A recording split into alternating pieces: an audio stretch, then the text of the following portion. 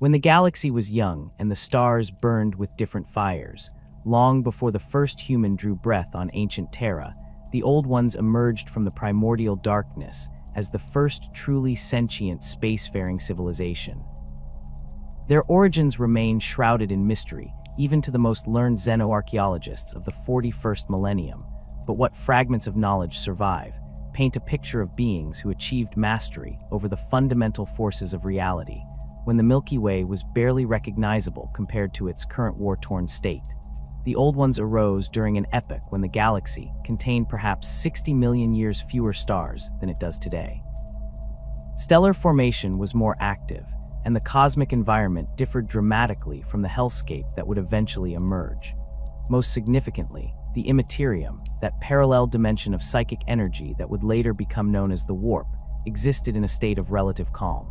Where the modern warp seethes with the malevolent emotions of countless sentient beings and serves as the domain of the chaos gods, the ancient Imperium flowed like a gentle ocean of pure psychic potential. This fundamental difference in the nature of reality itself allowed the Old Ones to develop their civilization along paths that would prove impossible for any subsequent species. Their evolution had progressed along lines that emphasized psychic development over purely technological advancement, though they would eventually master both domains. Archaeological evidence suggests they possessed naturally occurring psychic abilities from their earliest developmental stages, unlike humans who would later manifest such talents only in rare individuals after millennia of evolution. The physical appearance of the Old Ones has been reconstructed from fragmentary remains and artistic depictions found on worlds they once inhabited. They stood roughly humanoid in basic structure, but possessed distinctly amphibian characteristics that reflected their aquatic origins. Their skin appeared moist and slightly translucent, with a greenish-blue coloration that could shift subtly based on their emotional state or psychic activity. Large, dark eyes dominated their elongated skulls, adapted for perceiving both the physical spectrum and psychic emanations simultaneously. Their limbs were longer and more graceful than human proportions, ending in webbed digits capable of incredibly precise manipulation. Most remarkably, specialized organs located along their spinal columns could channel and focus psychic energy with an efficiency that modern psychers can barely comprehend. These biopsychic nodes allowed individual Old Ones to perform feats that would require entire choirs of Imperial-sanctioned psychers working in concert. They could peer across vast distances through the Imperium, communicate instantaneously across galactic distances, and manipulate matter at the molecular level through pure psychic will. Their mastery of warp travel emerged naturally from these abilities. Where later civilizations would require massive Geller field generators and navigator bloodlines to achieve even rudimentary warp transit, the Old Ones could simply step between dimensions as easily as walking through a doorway. Their spacecraft, grown rather than built through their biotechnology, incorporated living psychic matrices that could navigate the calm Imperium with perfect precision. These vessels resembled massive organic constructs more than traditional starships, with hulls that pulsed with bioluminescent patterns and interiors that adapted to their occupants' needs. The early expansion of Old One civilization proceeded at a pace that would seem impossible by modern standards. Their first explorations beyond their homeworld, whose location remains unknown and may have been destroyed in the conflicts that followed, revealed a galaxy ripe for colonization. Young star systems contained worlds in various stages of development, many already showing the early signs of life that the Old Ones would learn to nurture and guide. Their initial territorial expansion followed the natural currents of the Imperium, establishing footholds on worlds where the barrier between reality and the warp was thinnest. These locations would later become known as nexus points or warp rifts, though during the Old Ones era, they served as gateways rather than sources of corruption. The first Old One colonies were established on worlds scattered across what would eventually become the galactic core regions, chosen for their psychic resonance rather than strategic military value. These early strongholds demonstrated the Old One's fundamental approach to civilization building. Rather than imposing artificial structures upon their environments, they worked with existing ecosystems to create symbiotic relationships between their technology and the natural world. Their cities grew like living organisms, with buildings that were literally alive, breathing, adapting, and evolving in response to their inhabitants' needs. Massive coral-like structures reached toward the sky, their surfaces covered in bioluminescent patterns that served both aesthetic and functional purposes. The development of Old One biotechnology represented perhaps their greatest achievement. Unlike the mechanical technology that would characterize later civilizations, their science focused on understanding and manipulating the fundamental processes of life itself. They could accelerate evolution, guide genetic development, and create entirely new species tailored for specific purposes. This wasn't crude genetic manipulation in the manner that would later be attempted by human scientists, but rather a deep understanding of how life force and psychic energy interacted at the cellular level. Their biotechnology extended beyond simple genetic engineering to encompass what could only be described as biopsychic synthesis. They created living machines that thought and felt, weapons that bonded with their wielders on an empathic level, and defensive systems that could anticipate threats through precognitive abilities. Their spacecraft grew from specialized seeds, developing over decades into massive organisms capable of surviving in the vacuum of space while providing comfortable habitats for their crews. The philosophy that guided Old One expansion differed fundamentally from the conquering mindset that would characterize later galactic civilizations. They viewed themselves not as conquerors, but as gardeners, tending to the galaxy's potential for life and consciousness. When they encountered primitive species on distant worlds, their first instinct was to study and understand rather than dominate or destroy. They believed that consciousness and psychic ability represented the universe's natural evolutionary goal, and they saw their role as accelerating and guiding this development.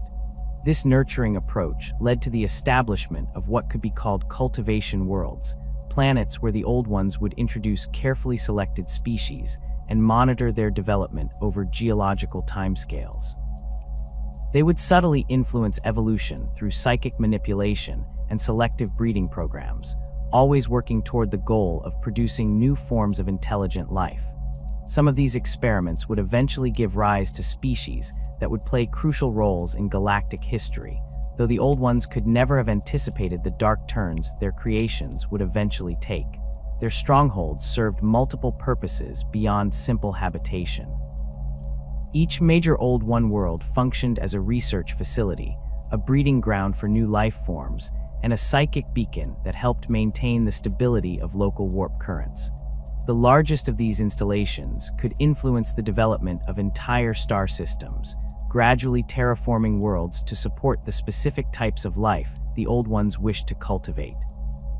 The scale of their early territorial expansion becomes apparent when examining the distribution of ruins and artifacts that survive to the present day.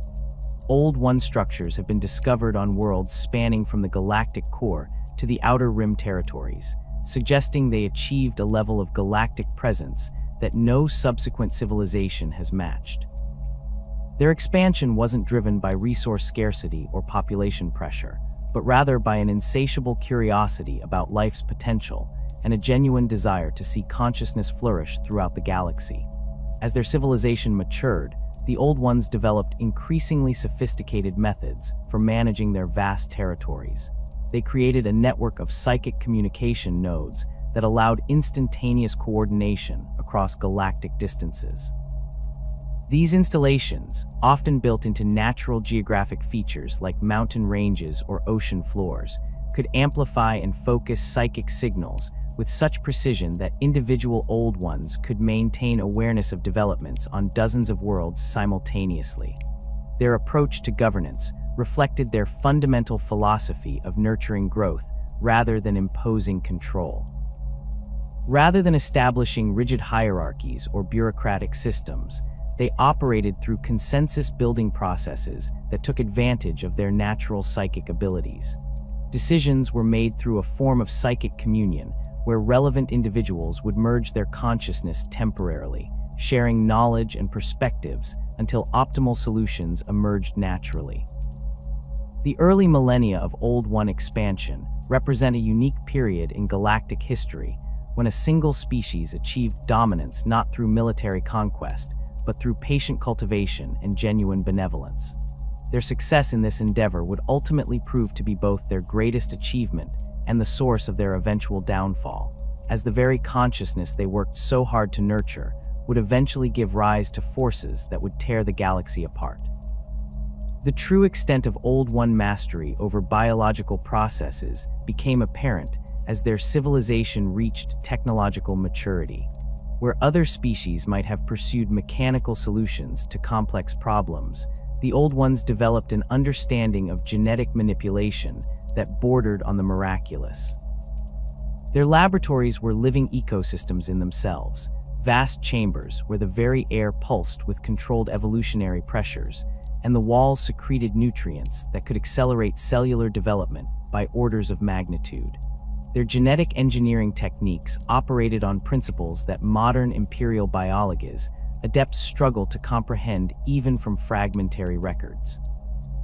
The Old Ones could perceive the flow of genetic information not merely as chemical sequences, but as streams of living energy that responded to psychic manipulation. They developed methods for editing DNA in real time, introducing beneficial mutations that would normally require thousands of generations to manifest naturally. More remarkably, they could guide the expression of latent genetic potential, awakening dormant capabilities that had been coded into a species' genome millions of years earlier. The tools they employed for this work defied conventional understanding of biotechnology. Rather than crude mechanical instruments, they cultivated specialized organisms whose sole purpose was genetic manipulation. These biotools resembled elongated serpents with crystalline heads that could interface directly with cellular structures. When an Old One geneticist wished to modify a specimen, they would direct these creatures through psychic commands, watching as the biotools inserted themselves into target cells and began rewriting genetic code with surgical precision. Their understanding extended beyond simple genetic modification to encompass what could only be described as evolutionary acceleration. The Old Ones discovered methods for compressing millions of years of natural selection into mere decades. They created controlled environments where evolutionary pressures could be precisely calibrated, allowing them to guide species development along specific pathways. These evolution chambers contained atmospheric mixtures that could be adjusted at the molecular level, gravity fields that could be modified to encourage particular physical adaptations, and psychic resonance patterns that influenced neurological development. The scope of their biological engineering became evident in their approach to planetary cultivation. When the Old Ones identified a world with evolutionary potential, they didn't simply introduce new species and hope for the best. Instead, they would spend centuries analyzing the planet's existing ecosystem, identifying key leverage points where small interventions could produce cascading effects throughout the entire biosphere.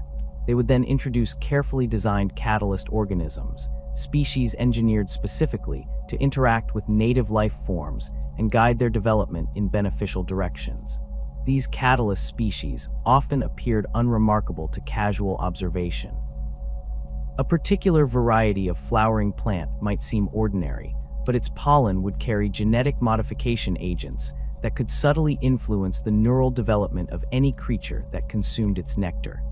Seemingly harmless bacteria could colonize the digestive systems of native fauna, gradually enhancing their metabolic efficiency and extending their lifespans.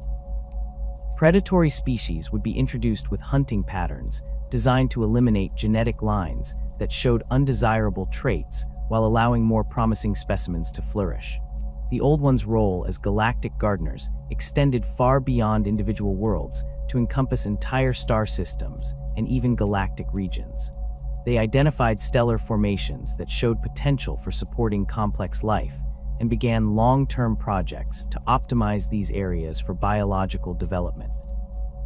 This involved manipulating stellar radiation patterns through the strategic placement of massive space-dwelling organisms that could absorb and redirect harmful energy while allowing beneficial wavelengths to reach planetary surfaces. Their most ambitious gardening projects involved the creation of what they termed evolution corridors, chains of star systems connected by stable warp currents where species could be gradually transported and adapted to new environments. These corridors allowed for the controlled migration of promising life forms across vast distances, enabling the old ones to cross-pollinate evolutionary developments from different regions of the galaxy.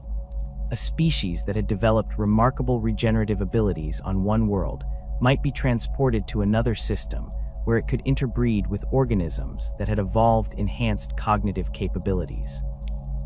The old ones maintained detailed records of their gardening activities through living archives, specialized organisms whose genetic code contained vast databases of information about every species they had encountered or modified.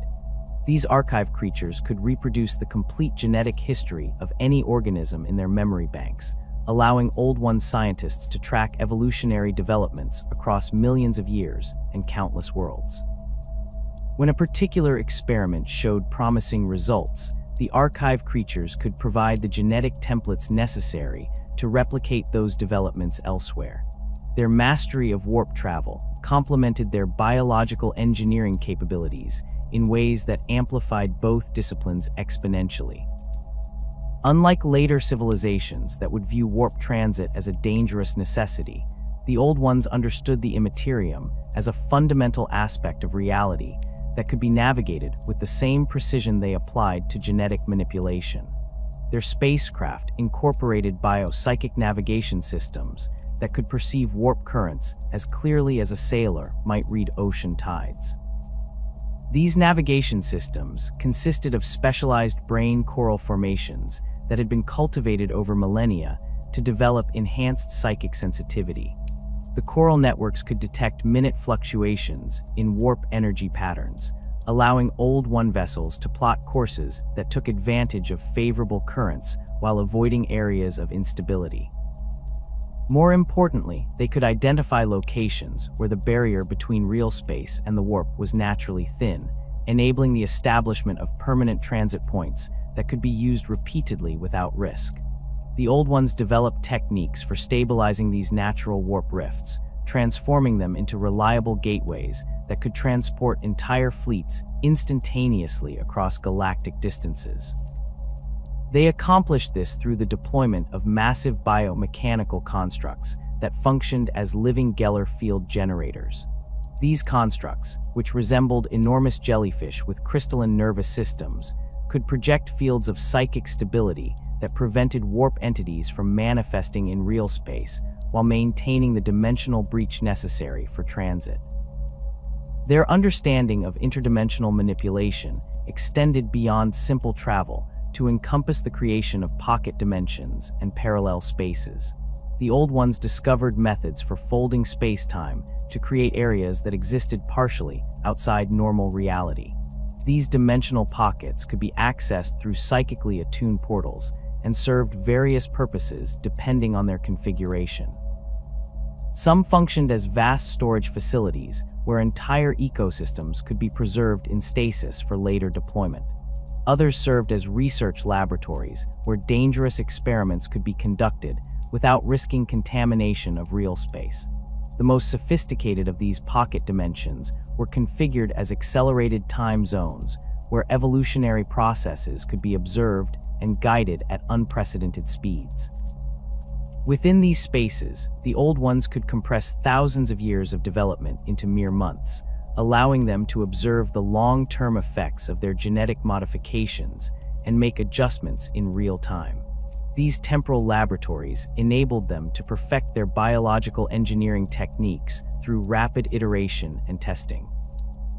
Their ability to manipulate dimensional boundaries also allowed them to create what amounted to living warp gates, organisms that could open stable portals between distant locations through pure biological processes.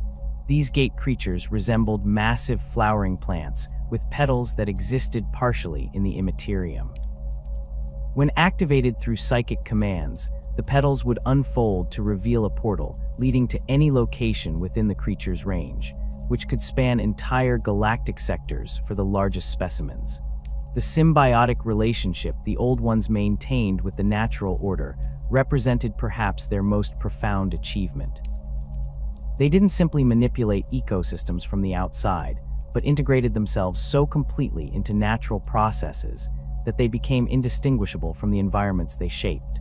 Their cities grew like living forests, with buildings that were actually highly specialized trees whose hollow trunks provided living space, while their leaves processed atmospheric gases, and their roots formed complex underground networks for communication and resource distribution. These biocities could adapt to changing conditions with the flexibility of natural ecosystems, while maintaining the functionality required for advanced civilization. When population growth required expansion, new structures would literally grow from the existing city mass, guided by the collective psychic will of the inhabitants.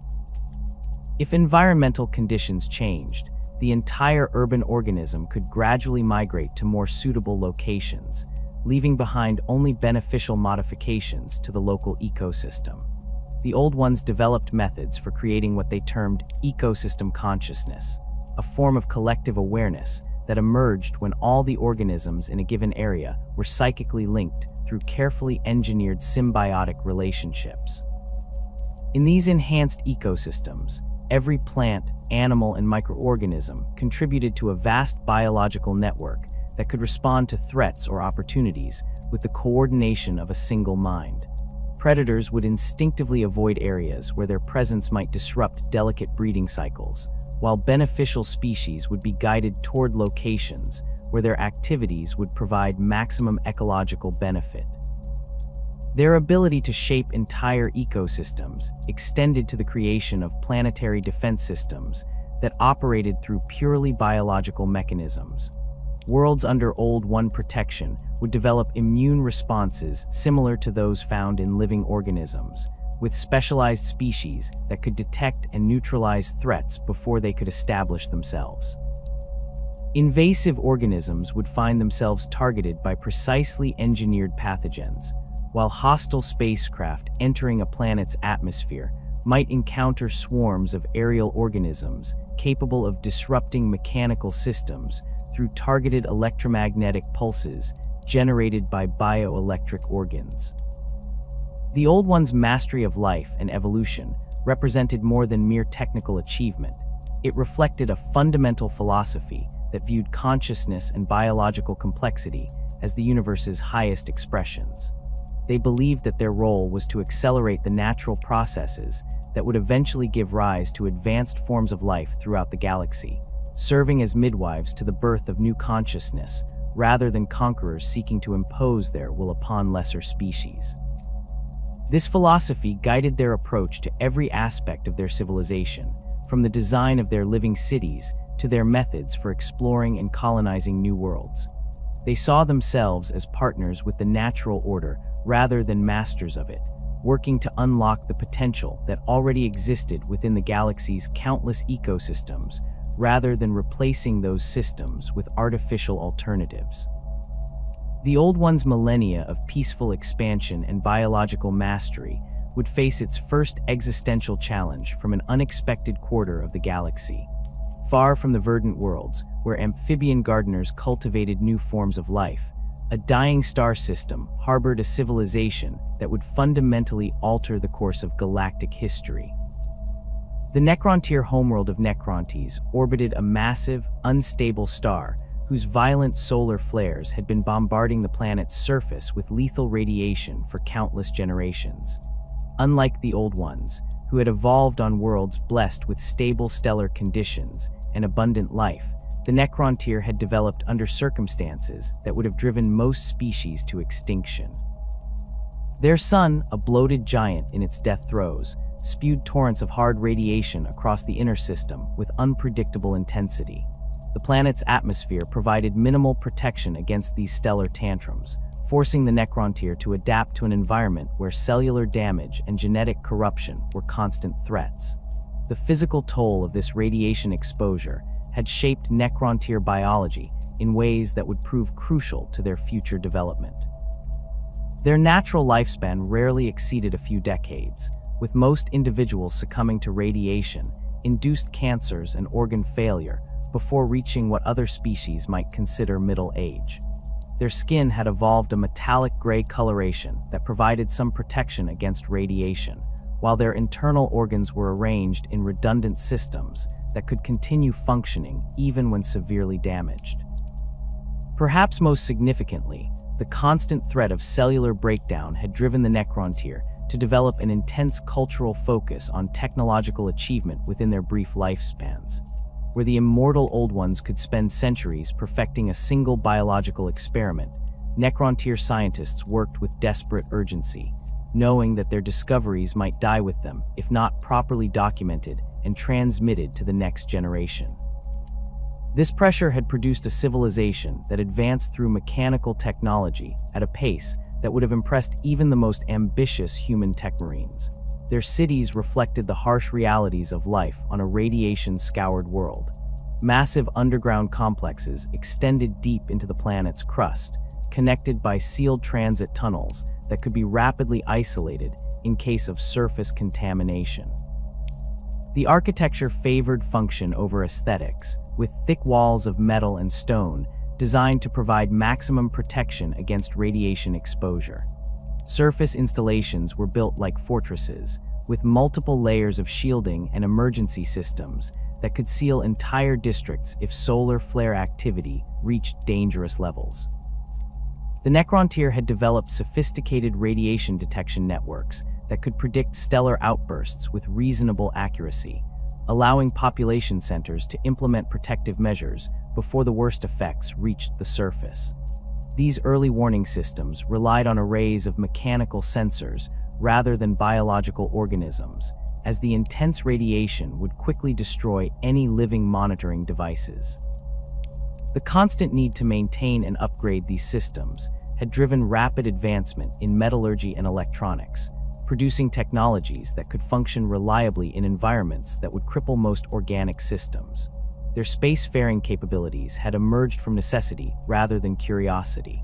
As their star's instability increased over geological time, the Necrontyr had recognized that their long-term survival depended on finding new worlds to colonize.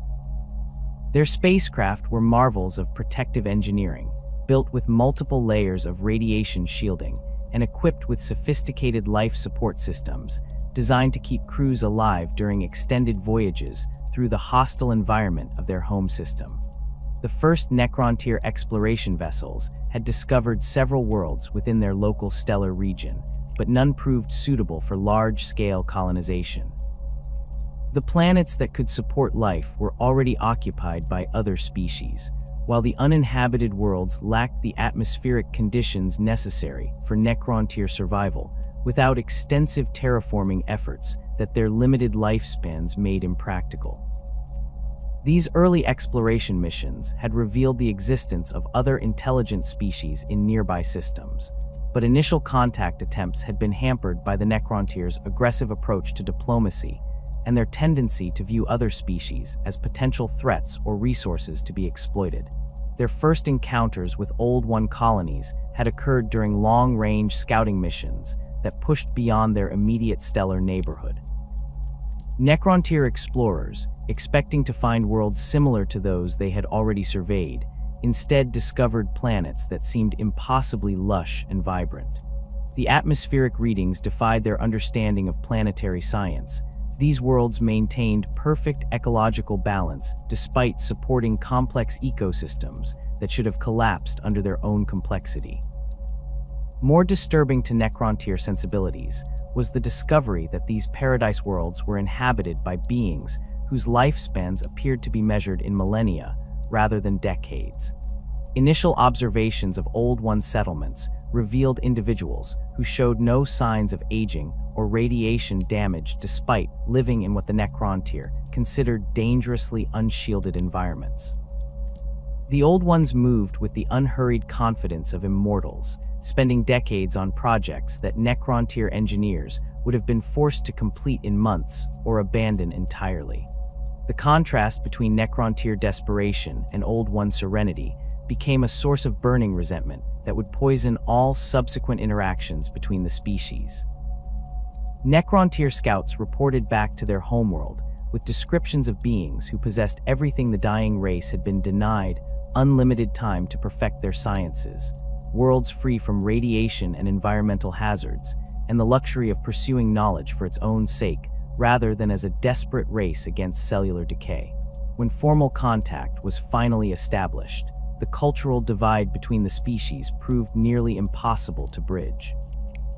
The Old Ones approached the meeting with their characteristic patience and curiosity, viewing the Necrontyr as another species to be studied and potentially guided toward greater evolutionary development. They were genuinely sympathetic to the Necrontyr's plight and offered various forms of assistance, including advanced medical technologies that could extend Necrontyr lifespans by several years and environmental modification techniques that could reduce radiation exposure on their homeworld. However, these offerings fell far short of what the Necrontyr truly desired. Their representatives made increasingly direct inquiries about the source of Old One longevity, demanding access to the biological technologies that granted their hosts what appeared to be functional immortality. The Old Ones' explanations that their longevity was the result of millions of years of natural evolution, rather than a technology that could be simply transferred to another species, were met with skepticism and growing anger. The Necrontyr delegation interpreted the Old Ones' refusal to share their immortality as evidence of species superiority and deliberate cruelty. From their perspective, beings who possessed the power to grant eternal life but chose to withhold it from a dying race were guilty of genocide through inaction. Their requests became demands, supported by increasingly explicit threats about what might happen if the Old Ones continued to refuse their assistance. The Old Ones, for their part, recognized that the Necrontyr's desperation had produced a culture that was fundamentally incompatible with the patient, nurturing approach that characterized their own civilization. Necrontyr society was built around competition for limited resources and time, producing individuals who viewed existence as a zero-sum game, where one species' gain necessarily came at another's expense. Their short lifespans had created a cultural emphasis on immediate results and aggressive expansion that the Old Ones found deeply disturbing. More concerning was the Necrontyr's approach to the other species they had encountered during their expansion efforts. Rather than attempting to understand and work with alien ecosystems, they had consistently pursued policies of exploitation and domination.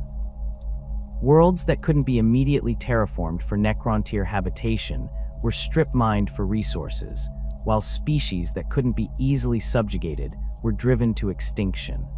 The Old Ones recognized that granting immortality to such an aggressively expansionist culture could pose a threat to every other form of life in the galaxy.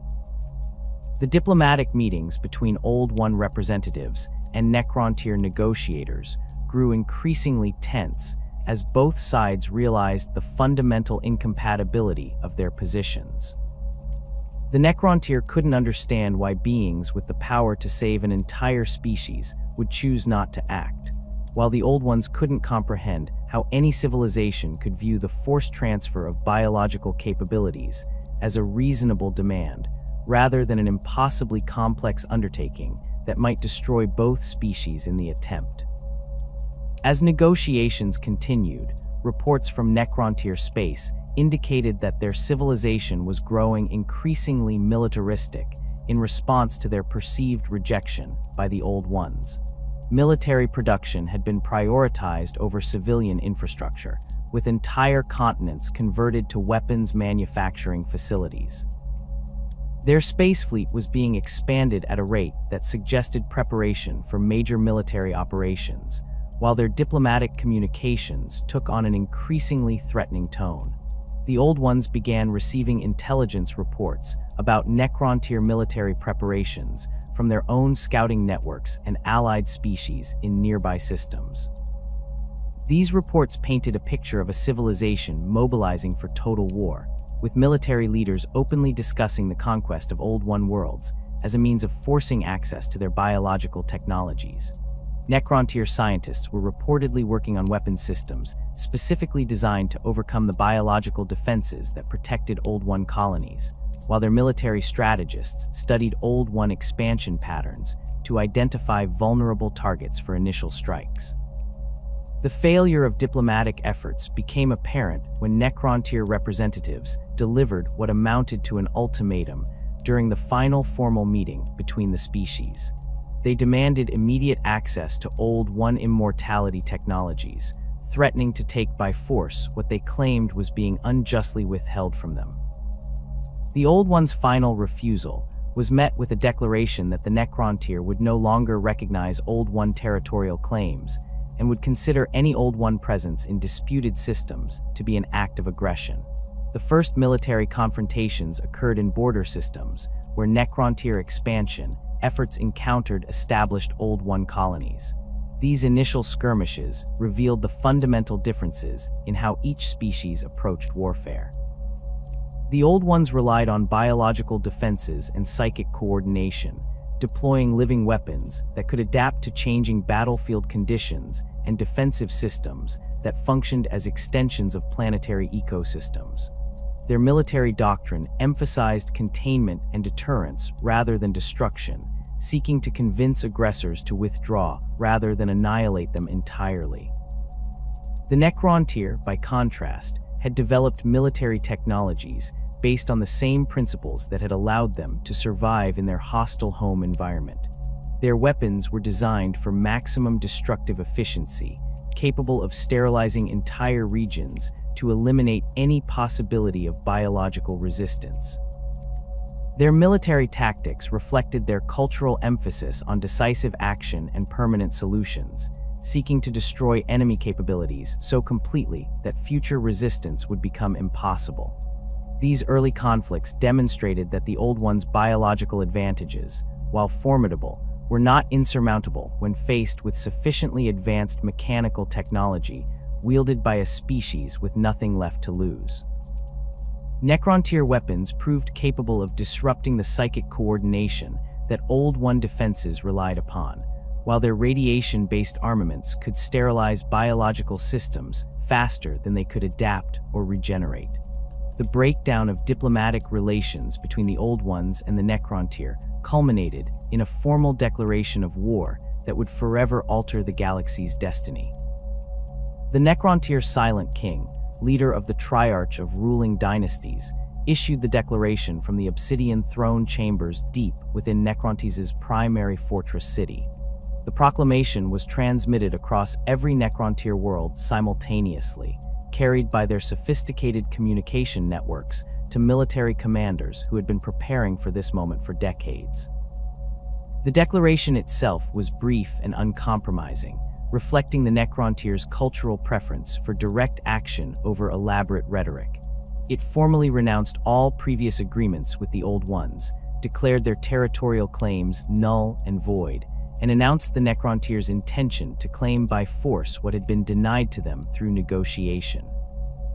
More ominously, the declaration extended beyond the Old Ones themselves to encompass what the Necrontyr termed client species, the various races that had been uplifted or guided by Old One intervention and now served as allies in their galactic gardening efforts.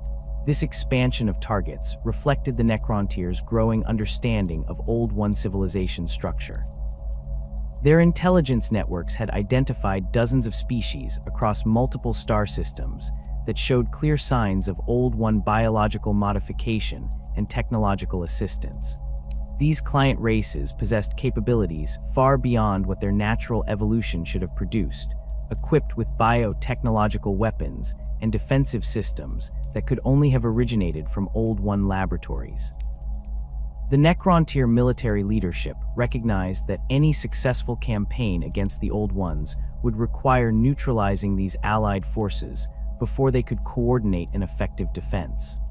The initial phases of the conflict demonstrated the significant advantages that Old One mastery of psychic powers and biological technology provided in galactic warfare. Their first response to Necrontyr aggression came not through direct military engagement, but through the activation of defensive systems that had been growing and developing for millennia across their territory. Entire star systems that appeared to contain nothing more than routine Old One colonies suddenly revealed themselves as vast biological fortresses, with planets whose ecosystems had been carefully engineered to serve military purposes. The Old Ones' approach to warfare reflected their fundamental philosophy of working with natural processes rather than against them. Their defensive installations were living organisms that had been cultivated over geological timescales to respond to specific types of threats. When Necrontyr scout fleets entered systems under Old One protection, they encountered asteroid fields that were actually dormant space-dwelling creatures capable of awakening to defend their territory. Seemingly barren moons revealed themselves to be massive biomechanical constructs that could project defensive fields across entire planetary orbits. These biological defenses operated according to principles that Necrontyr military doctrine had never encountered. Traditional siege warfare assumed that defensive installations would remain in fixed positions, allowing attackers to develop strategies for overwhelming static fortifications. Old One bio-defenses, however, could relocate themselves as battlefield conditions changed, adapting their capabilities in real time to counter specific threats.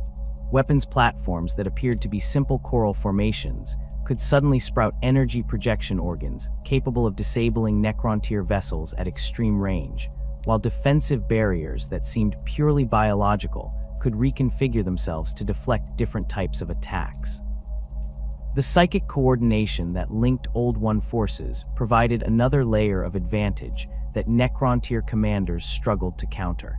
Individual Old One defenders could share sensory information instantaneously across vast distances, creating a collective awareness that made surprise attacks nearly impossible. When Necrontyr forces attempted to exploit what appeared to be gaps in Old One defensive lines, they discovered that these apparent weaknesses were actually carefully prepared traps, with reinforcements arriving through psychic teleportation just as the attackers committed to their assault. More frustrating for Necrontyr military planners was the Old One's ability to anticipate strategic moves through precognitive abilities. Their psychic adepts could perceive the flow of probable futures with sufficient clarity to predict enemy movements days or even weeks in advance.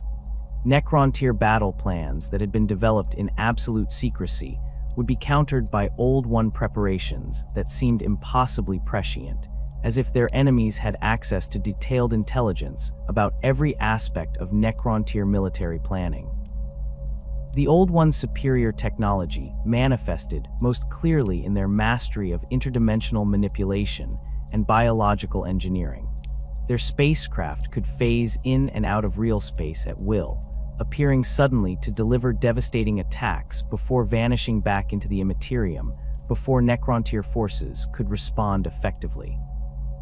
These hit-and-run tactics were supported by weapons that operated on principles completely foreign to Necrontyr science, bioplasma projectors that could melt through the heaviest armor plating, psychic disruptors that could overload mechanical systems through pure mental force, and viral agents that could convert enemy equipment into extensions of Old One biological networks. Perhaps most demoralizing for Necrontyr forces was encountering Old One weapons that seemed to violate fundamental laws of physics. Energy beams that could bend around defensive barriers to strike targets from impossible angles, projectiles that existed partially in the warp and could ignore conventional armor entirely, and defensive fields that could absorb incoming attacks and redirect their energy back at the attackers. Necrontyr scientists worked desperately to understand these technologies, but their mechanical approach to science left them ill-equipped to comprehend weapons that operated through biological and psychic principles. Recognizing that their technological advantages alone might not be sufficient to defeat the numerous and increasingly desperate Necrontyr forces, the Old Ones implemented a strategy that would have profound consequences for galactic development. Rather than relying solely on their own military capabilities, they began an accelerated program of creating and uplifting warrior races specifically designed to fight alongside them against the Necrontyr threat. This decision represented a significant departure from their traditional approach of gradual, careful species development over millions of years. The first of these warrior races emerged from Old One laboratories within decades of the war's beginning, their creation facilitated by millions of years of accumulated biological engineering expertise. These new species were designed from the ground up for military effectiveness, combining the best physical and mental attributes that Old One science could produce.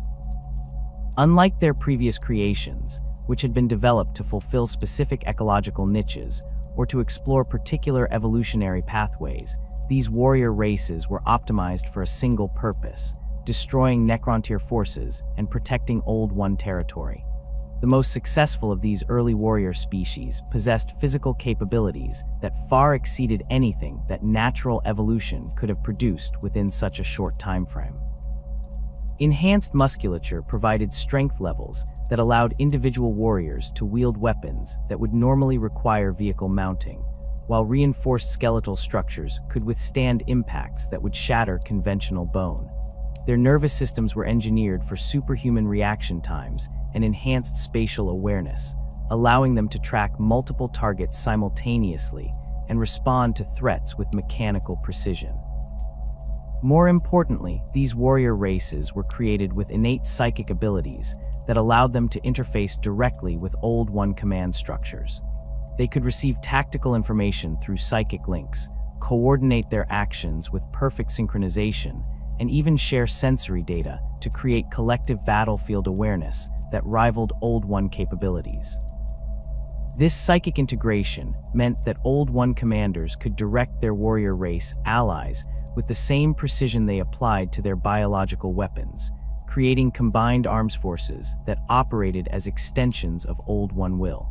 The deployment of these warrior races marked a significant escalation in the conflict's intensity and scope. Necrontyr forces that had grown accustomed to fighting Old One defenders, who preferred defensive strategies and minimal casualties, suddenly found themselves facing enemies who had been specifically designed for aggressive warfare. These new opponents showed no hesitation about engaging in direct combat, pursuing Necrontyr forces with relentless determination and employing tactics that prioritized enemy destruction over their own survival. Early battles across multiple star systems revealed the effectiveness of this new Old One strategy. Necrontyr invasion forces that had expected to face primarily defensive resistance instead encountered coordinated attacks from multiple warrior species, each optimized for different aspects of military operations. Fast-moving scout races could harass Necrontyr supply lines and gather intelligence about enemy movements, while heavy assault species could break through defensive positions that had been considered impregnable.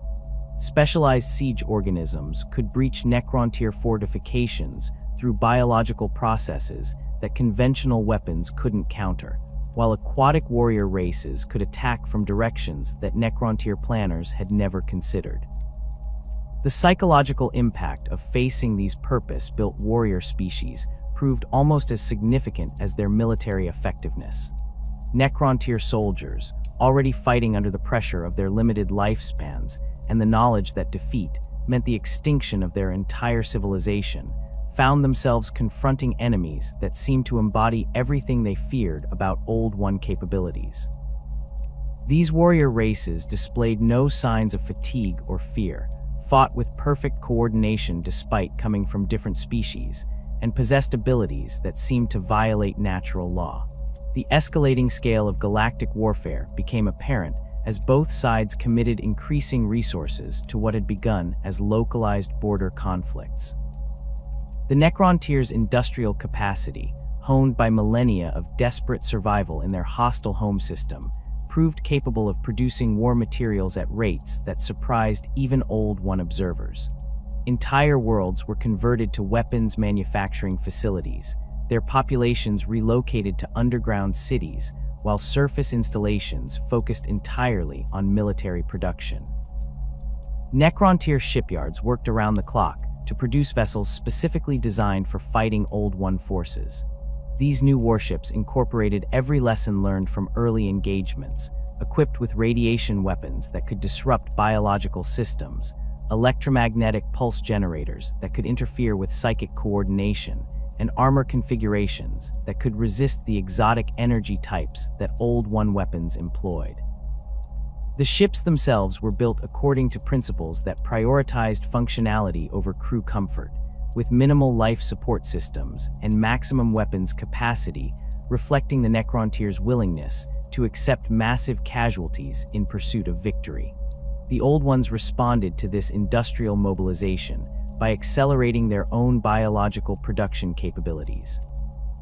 Their biofoundries, massive organisms that could convert raw materials into finished military equipment through guided biological processes, began operating at unprecedented levels.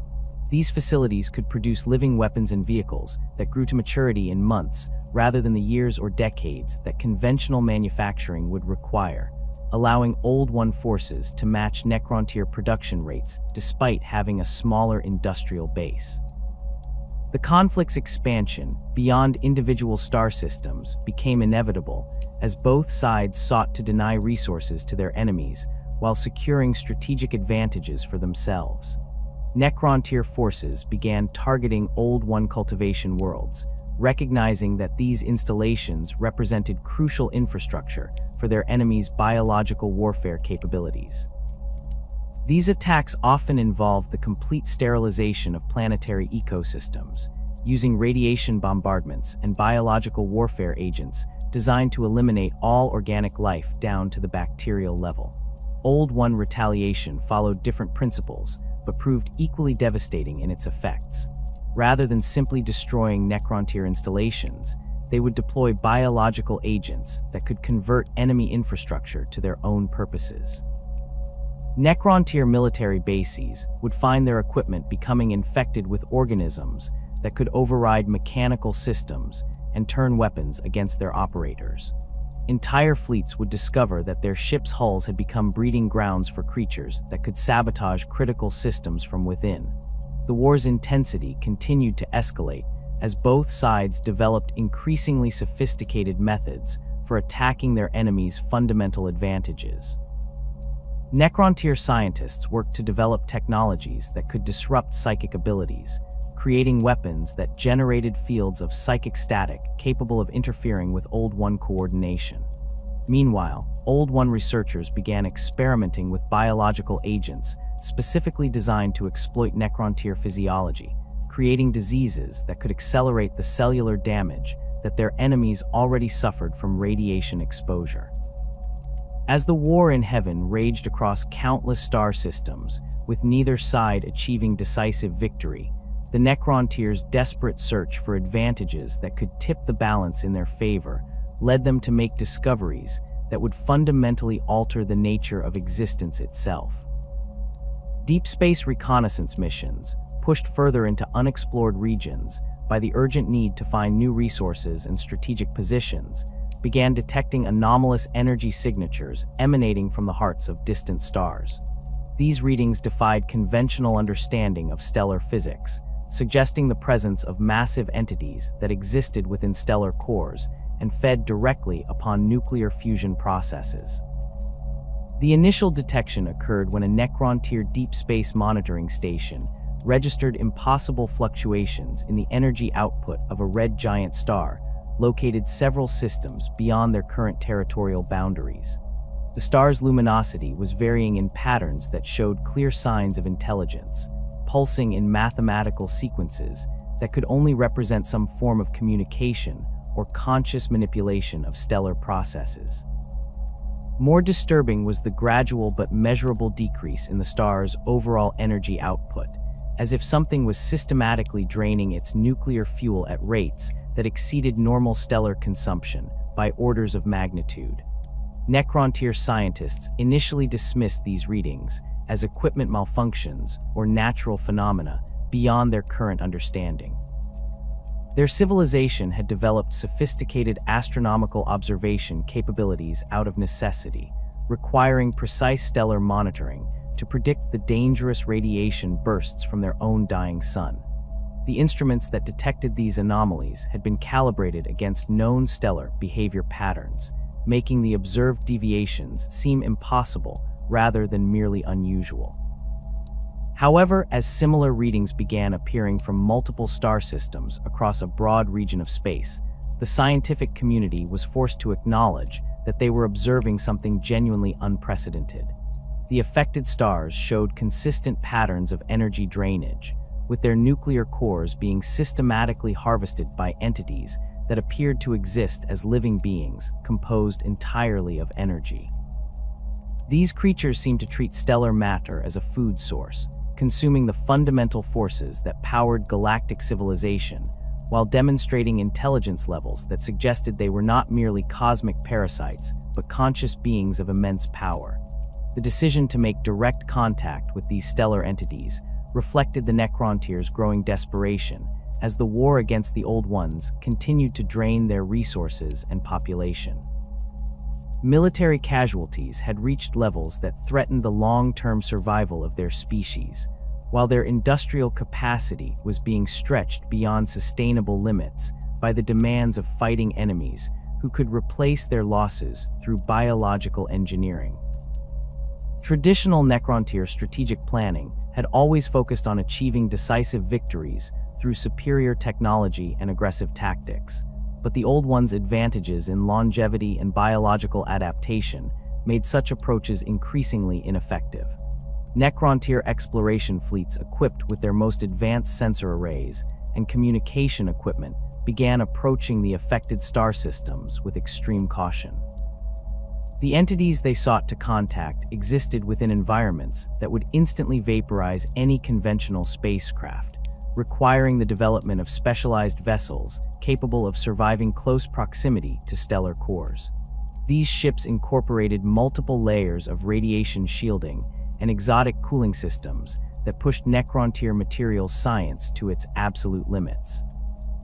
The first successful communication attempts revealed that these stellar entities possessed intelligence that dwarfed even Old One capabilities in its scope and alien nature. They identified themselves through concepts that translated poorly into Necrontyr language, describing their existence in terms of cosmic forces and stellar mechanics, rather than the biological or technological frameworks that characterized conventional life. The entities seemed to perceive reality primarily through electromagnetic spectra and gravitational fields, experiencing the galaxy as patterns of energy flow rather than discrete physical objects. These beings, who would later become known as the Khatan or star gods, had existed since the galaxy's earliest epochs, predating both Necrontyr and Old One civilizations by millions of years. Their perspective on galactic events reflected this vast temporal scope, viewing the current war as a brief disturbance in cosmic processes that had been unfolding since the first stars ignited. They possessed knowledge of stellar engineering and energy manipulation that made even Old One biotechnology seem primitive by comparison, capable of controlling fundamental forces that other species could barely detect. The Khatan's initial interest in the Necrontyr appeared to stem from curiosity about species that had achieved technological sophistication despite their biological limitations. They had observed the development of various galactic civilizations from their stellar vantage points, but the Necrontyr represented something unique, a race that had achieved interstellar capabilities while suffering from inherent physical constraints that should have prevented such advancement. The combination of technological achievement and biological desperation made the Necrontyr fascinating subjects for beings who had grown bored with the predictable patterns of cosmic evolution. More significantly, the Khatan had been observing the war in heaven with growing interest, recognizing that the conflict was generating unprecedented levels of psychic energy as billions of beings across multiple species experienced intense emotions related to survival, conquest, and extinction. This psychic emanation represented a new form of energy that the Khatan had never encountered during their eons of stellar consumption, offering possibilities for feeding and growth that transcended their traditional reliance on nuclear fusion processes. The Old Ones' creation of warrior races and their extensive use of psychic abilities had been flooding the galaxy with forms of consciousness and emotional energy that the Khatan found intoxicating. Unlike the simple electromagnetic radiation they normally consumed, psychic energy possessed qualities of complexity and flavor that provided entirely new experiences for beings who had grown satiated with conventional stellar matter. The prospect of gaining access to this new energy source motivated the Katan to consider active intervention in galactic affairs for the first time in their existence. The negotiations between Necrontyr representatives and the Katan took place within specially constructed communication chambers that could interface with stellar energy patterns while protecting organic beings from immediate incineration. These meetings revealed the fundamental incompatibility between biological existence and the Katan's energy-based nature, but also suggested possibilities for transcending such limitations through technological intervention. The Katan possessed knowledge of matter-energy conversion processes that could theoretically allow consciousness to exist independently of biological substrates, offering the Necrontyr the immortality they had been denied by the Old Ones. The Katan's proposal emerged gradually through extended negotiations that tested the limits of both species' communication capabilities. They offered to share technologies that could transfer Necrontyr consciousness into artificial bodies constructed from living metal that would be immune to radiation damage, cellular decay, and all the other biological limitations that had constrained their civilization. These new forms would possess capabilities far exceeding anything that organic evolution could produce, granting not only immortality, but also enhanced strength, resilience, and the ability to interface directly with advanced technologies. In exchange, the Katan requested assistance in manifesting physical forms that could exist outside stellar cores and interact directly with the material universe. Their energy-based existence, while granting them immense power within stellar environments, limited their ability to affect events in normal space where most galactic civilizations operated. They needed physical avatars that could channel their consciousness while providing the sensory capabilities necessary to experience the psychic energies generated by biological life forms. The Necrontyr's acceptance of this bargain reflected their species' characteristic tendency toward decisive action when faced with existential threats. Their leadership recognized that continuing the war against the Old Ones through conventional means would likely result in their eventual extinction, while the Katan's offer provided a path to not only survival, but supremacy over their ancient enemies. The prospect of immortality combined with enhanced physical capabilities seemed to address every disadvantage that had prevented Necrontyr victory in the ongoing conflict. The biotransference process that the Katan developed represented a fusion of technologies that neither species could have achieved independently. Necrontyr engineering expertise in radiation-resistant materials and precision manufacturing, combined with Katan knowledge of consciousness transfer and energy manipulation, to create facilities capable of extracting organic minds and installing them within artificial bodies. These biotransference chambers resembled massive furnaces lined with crystalline matrices that could map neural patterns with perfect accuracy while simultaneously constructing replacement bodies from programmable metallic substances. The living metal that formed the basis of these new bodies possessed properties that seemed to violate conventional understanding of material science. It could reconfigure itself at the molecular level in response to damage, effectively providing unlimited regenerative capabilities. The metal responded to conscious thought with the same immediacy that biological nervous systems provided, allowing for seamless integration between transferred minds and their artificial forms. Most remarkably, the material could interface directly with technologies based on similar principles, enabling the creation of weapons and equipment that functioned as extensions of the user's will. The first biotransference procedures were conducted on volunteer subjects from the Necrontyr military and scientific castes, individuals who understood the risks involved but were willing to sacrifice their biological existence for the promise of enhanced capabilities.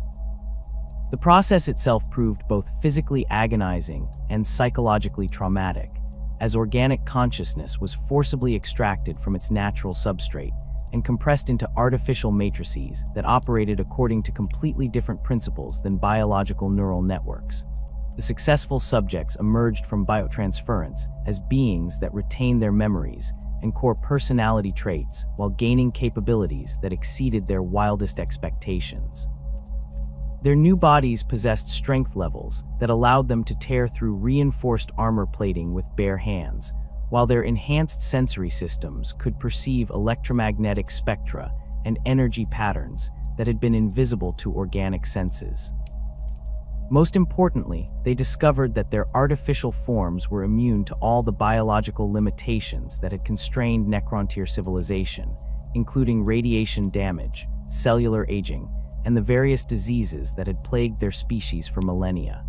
However, the biotransference process also produced changes that the Necrontyr had not anticipated and the Catan had deliberately concealed. The compression of organic consciousness into artificial matrices resulted in the loss of subtle emotional and creative capabilities that had defined Necrontyr culture. The transferred beings retained their memories and basic personality structures, but found themselves unable to experience the full range of emotions that had motivated their original existence. Creative expression, artistic appreciation, and the capacity for genuine empathy were among the casualties of the transfer process. More disturbing was the discovery that the biotransference had created a form of technological dependency that gave the Catan unprecedented control over their new allies. The artificial bodies required periodic exposure to specific energy frequencies that only the Catan could provide, creating a relationship of permanent servitude disguised as partnership. The transferred Necrontyr found their thought processes gradually becoming more mechanical and predictable, as if their artificial substrates were slowly imposing their own logical frameworks upon organic consciousness. The Catan had gained far more from this arrangement than they had initially revealed. Each biotransference procedure provided them with direct access to Necrontyr memories and experiences, allowing them to understand biological existence in ways that their energy-based nature had never permitted. More importantly, the process generated intense psychic emanations as organic souls were torn from their natural forms, providing the Catan with concentrated doses of the emotional energy they had been seeking. The mass biotransference of the entire Necrontyr species proceeded with industrial efficiency once the initial procedures had been refined and perfected. Entire planets were converted into processing facilities where millions of Necrontyr underwent the transformation simultaneously, their organic forms dissolved, and their consciousness transferred into waiting artificial bodies. The scale of this undertaking required the construction of biotransference complexes that rivaled the largest Necrontyr cities in size and complexity, powered by energy drawn directly from stellar cores through Catan manipulation. The transformation of the Necrontyr into the soulless Necrons represented a fundamental shift in the balance of galactic power that the Old Ones were slow to recognize and even slower to counter. Intelligence reports from the Necrontyr territories had initially suggested a temporary cessation of military activities as their enemies dealt with some form of internal crisis. Old One observers noted the construction of massive industrial facilities and the apparent relocation of entire populations, but the true nature of these activities remained hidden until Necron forces began emerging from their transformation centers. The first encounters between Old One forces and the newly created Necrons revealed the magnitude of the threat that biotransference had created. The artificial warriors that emerged from former Necrontyr territories possessed capabilities that exceeded anything the Old Ones had previously faced, combining the technological sophistication of Necrontyr engineering with enhancements that seemed to derive from completely alien scientific principles. Their weapons could disrupt biological processes at the molecular level, while their bodies proved immune to most forms of damage that Old One forces could inflict. The psychological impact of facing enemies that had once been living beings but now existed as soulless mechanical constructs created additional challenges for Old One military doctrine. Their psychic abilities, which had provided crucial advantages against organic opponents, proved largely ineffective against artificial minds that operated according to purely logical principles. The empathic connections that allowed Old One forces to coordinate their actions and anticipate enemy behavior were useless against opponents who experienced no emotions and followed programming rather than instinct. The Khatan's manifestation in physical form through specially constructed bodies marked the emergence of beings whose power levels challenged Old One supremacy for the first time in galactic history. These avatar forms combined Khatan consciousness with artificial bodies that could channel stellar energies while operating in normal space environments. The resulting entities possessed capabilities that seemed to violate fundamental laws of physics, manipulating matter and energy through direct application of, rather than conventional technology. The manifestation of Khatan power through their artificial avatar bodies forced the Old Ones to confront a reality that their millions of years of galactic dominance had never prepared them for. They were no longer the supreme force in the galaxy. The Necrons emerging from their biotransference facilities possessed capabilities that matched or exceeded Old One biological engineering, while their Khatan masters wielded powers that seemed to operate outside the natural laws that governed all previous forms of life. The patient, nurturing approach that had characterized Old One civilization for eons proved inadequate against enemies who sought nothing less than the complete eradication of biological existence. The Old One's response to this existential threat marked a fundamental departure from their traditional methods of species development.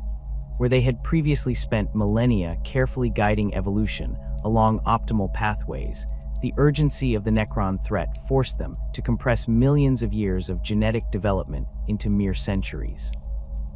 Their biolaboratories, previously used for delicate ecological experiments and gradual species improvement, were converted into weapons factories that operated according to principles of military efficiency rather than scientific curiosity. The creation of the Krork represented the Old One's most ambitious attempt to engineer a species specifically for warfare against technologically superior opponents. Unlike their previous warrior races, which had been designed to complement Old One military doctrine through specialized roles, the Krork were conceived as a complete military ecosystem capable of independent operation across any environment the galaxy could provide. Their genetic template incorporated adaptive mechanisms that would allow them to evolve rapidly in response to battlefield conditions, ensuring that they could match any technological advancement their enemies might develop. The physical design of the Krork reflected Old One understanding of what characteristics would be most effective against Necron forces. Their massive frames stood nearly twice the height of baseline humanoids, with musculature dense enough to allow individual warriors to wield weapons that would normally require vehicle mounting.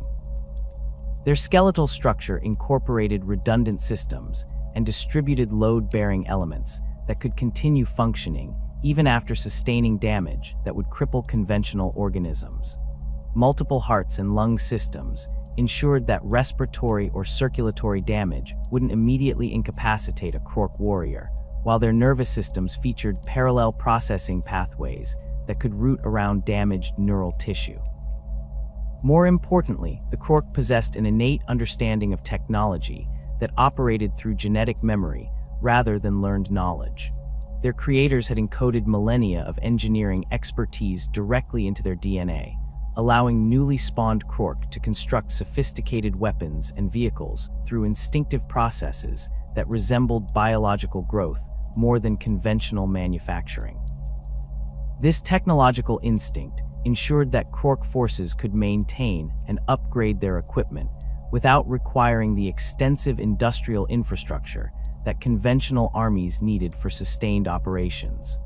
The reproductive system that the Old Ones designed for the Krork demonstrated their creators' understanding of military logistics on a galactic scale. Rather than relying on conventional biological reproduction, which would have been too slow to replace battlefield casualties, the Krork released spores throughout their life cycle that could develop into new warriors under appropriate environmental conditions. These spores were virtually indestructible, capable of surviving in vacuum, extreme temperatures, and radiation levels that would sterilize most other forms of life. When they encountered suitable conditions, typically after their parent organism had died in combat, the spores would begin rapid development into mature Krork warriors. This spore-based reproduction created a self-sustaining military force that could theoretically continue fighting indefinitely as long as any Krork remained alive to release spores.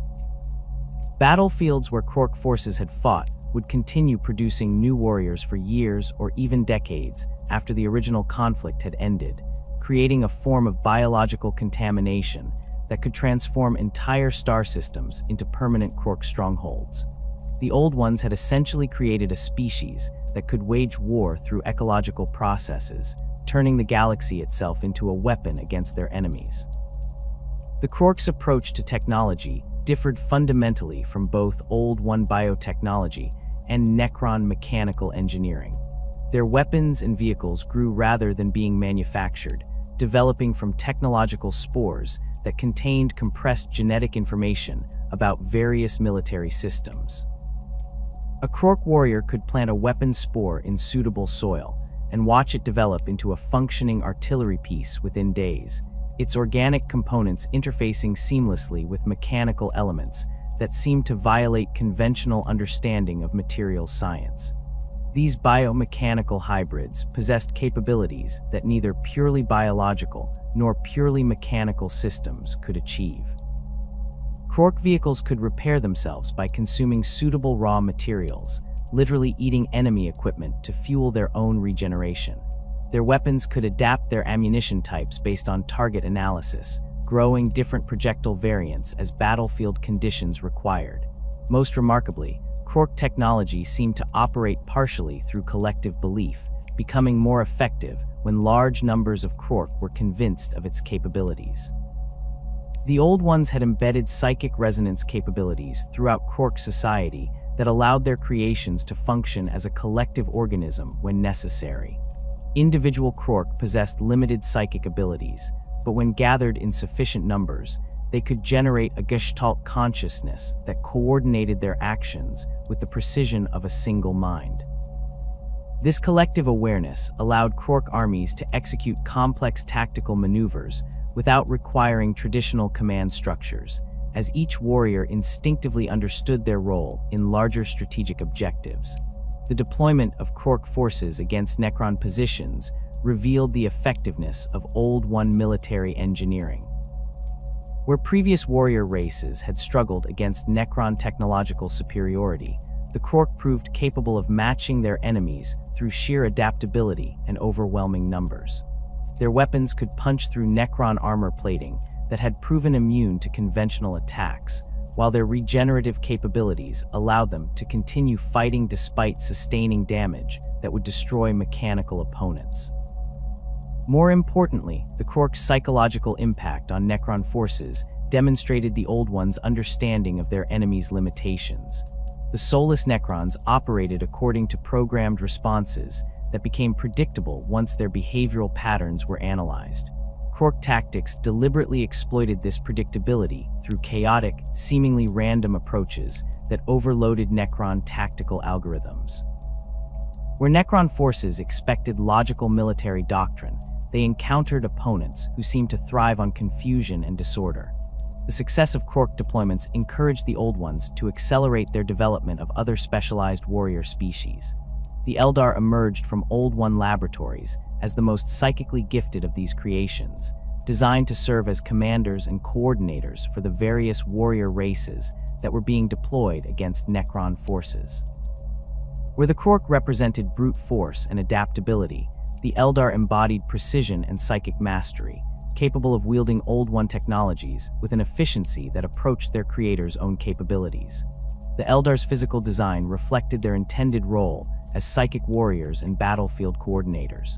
Their tall, slender frames incorporated enhanced neural structures that could process psychic information with unprecedented speed and accuracy. Their nervous systems featured specialized organs that could channel and focus psychic energy with minimal risk of overload or corruption, allowing individual Eldar to perform feats that would require entire covens of lesser psykers working in concert.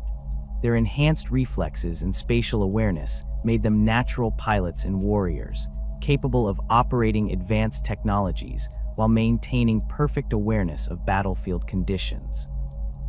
Unlike the Krork, who had been designed for independent operation, the Eldar were created to serve as interfaces between Old One command structures and the various warrior species fighting under their direction.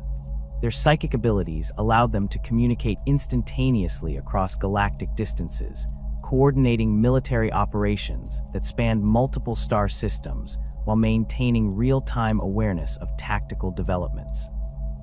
They could link their consciousness with Krork Gestalt minds, providing strategic direction while allowing their allies to maintain their natural fighting instincts. The Eldar's relationship with Old One technology demonstrated their creator's intention to develop a species capable of eventually inheriting their role as galactic guardians. Unlike other warrior races, which had been given specific capabilities for particular military roles, the Eldar possessed the intellectual flexibility and psychic sensitivity necessary to understand and improve upon Old One biotechnology. Their laboratories became centers of innovation where new weapons and defensive systems were developed through collaboration between Eldar researchers and their Old One mentors. The creation of additional client species proceeded along similar lines, with each new race designed to fulfill specific roles in the expanding galactic conflict. Aquatic species were developed to fight in oceanic environments and serve as amphibious assault forces capable of attacking Necron positions from unexpected directions. Aerial races possessed enhanced flight capabilities and specialized sensory organs that could detect Necron forces through their electromagnetic signatures. Subterranean species could tunnel through planetary crusts to establish underground bases and launch surprise attacks against surface installations. Each of these specialized warrior races incorporated genetic modifications that made them particularly effective against specific aspects of Necron military doctrine. Their weapons were designed to exploit weaknesses in Necron technology that Old One scientists had identified through analysis of captured equipment and battlefield observations.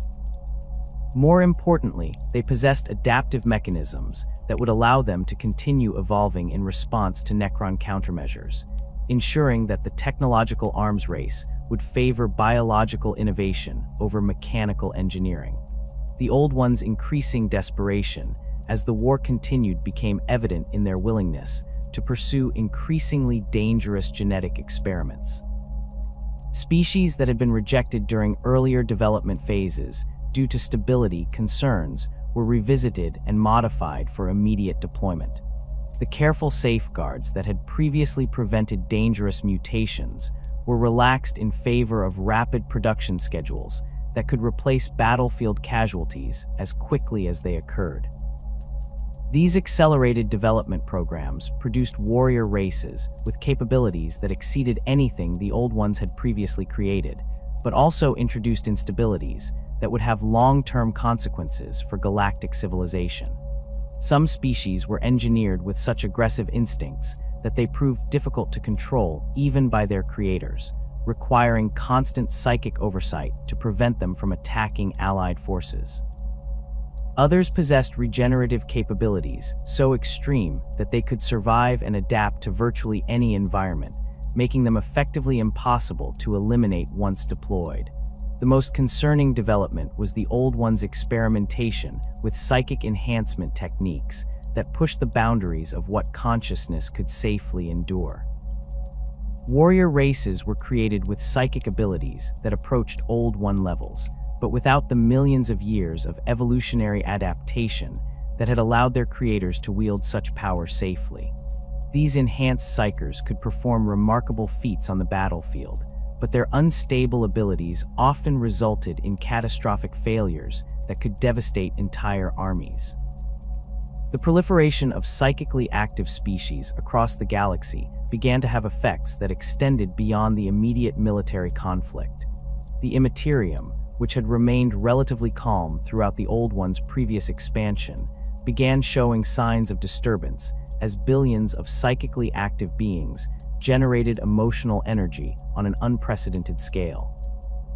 The constant warfare and the desperate emotions of countless warriors created currents of psychic force that started to coalesce into semi-permanent formations within the warp. The Old Ones initially dismissed these disturbances as temporary side effects of large-scale military operations, assuming that the Imperium would return to its previous stable state once the conflict ended. Their understanding of psychic phenomena was based on millions of years of experience with relatively small populations of psychically active beings operating under controlled conditions. The scale of psychic activity generated by galactic warfare exceeded anything in their previous experience, creating effects that their theoretical models had never predicted. The Katan, observing these developments from their stellar vantage points, recognized the implications of widespread psychic disturbance long before the Old Ones understood the danger they were creating. The emotional energy being generated by the war was beginning to create permanent structures within the Imperium, entities that fed on specific types of psychic emanation and grew stronger as the conflict intensified. These nascent warp entities represented a new form of threat that neither the Old Ones nor the Necrons were prepared to confront.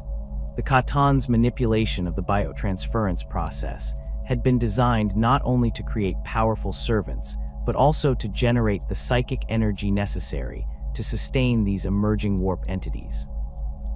Each Necron-tier consciousness that was torn from its organic form and compressed into artificial matrices released intense bursts of psychic energy that fed the growing disturbances in the Imperium. The Katan had essentially weaponized the process of creating their Necron servants, using it to nurture forces that would eventually threaten all biological life in the galaxy.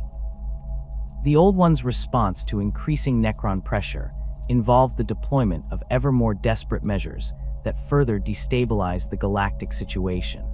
Entire star systems were converted into biological weapons factories, where new warrior species were developed and deployed without adequate testing. The quality control measures that had previously ensured the stability of Old One creations were abandoned in favor of rapid deployment schedules that could keep pace with Necron advances. The accelerated creation and deployment of psychically active warrior species across thousands of battlefields had begun to produce effects that transcended the immediate military objectives of the war in heaven. The Imperium, which had served as a calm ocean of psychic potential for millions of years, started experiencing disturbances that grew more violent with each passing decade. The sheer volume of emotional energy being generated by galactic warfare, fear, rage, desperation, and the agony of countless deaths created pressure waves that rippled through the warp with increasing frequency and intensity. These disturbances manifested initially as localized phenomena that Old One navigators could still predict and avoid during their interdimensional travels. Regions of psychic turbulence would appear suddenly around major battle sites, creating areas where warp travel became dangerous or impossible for brief periods.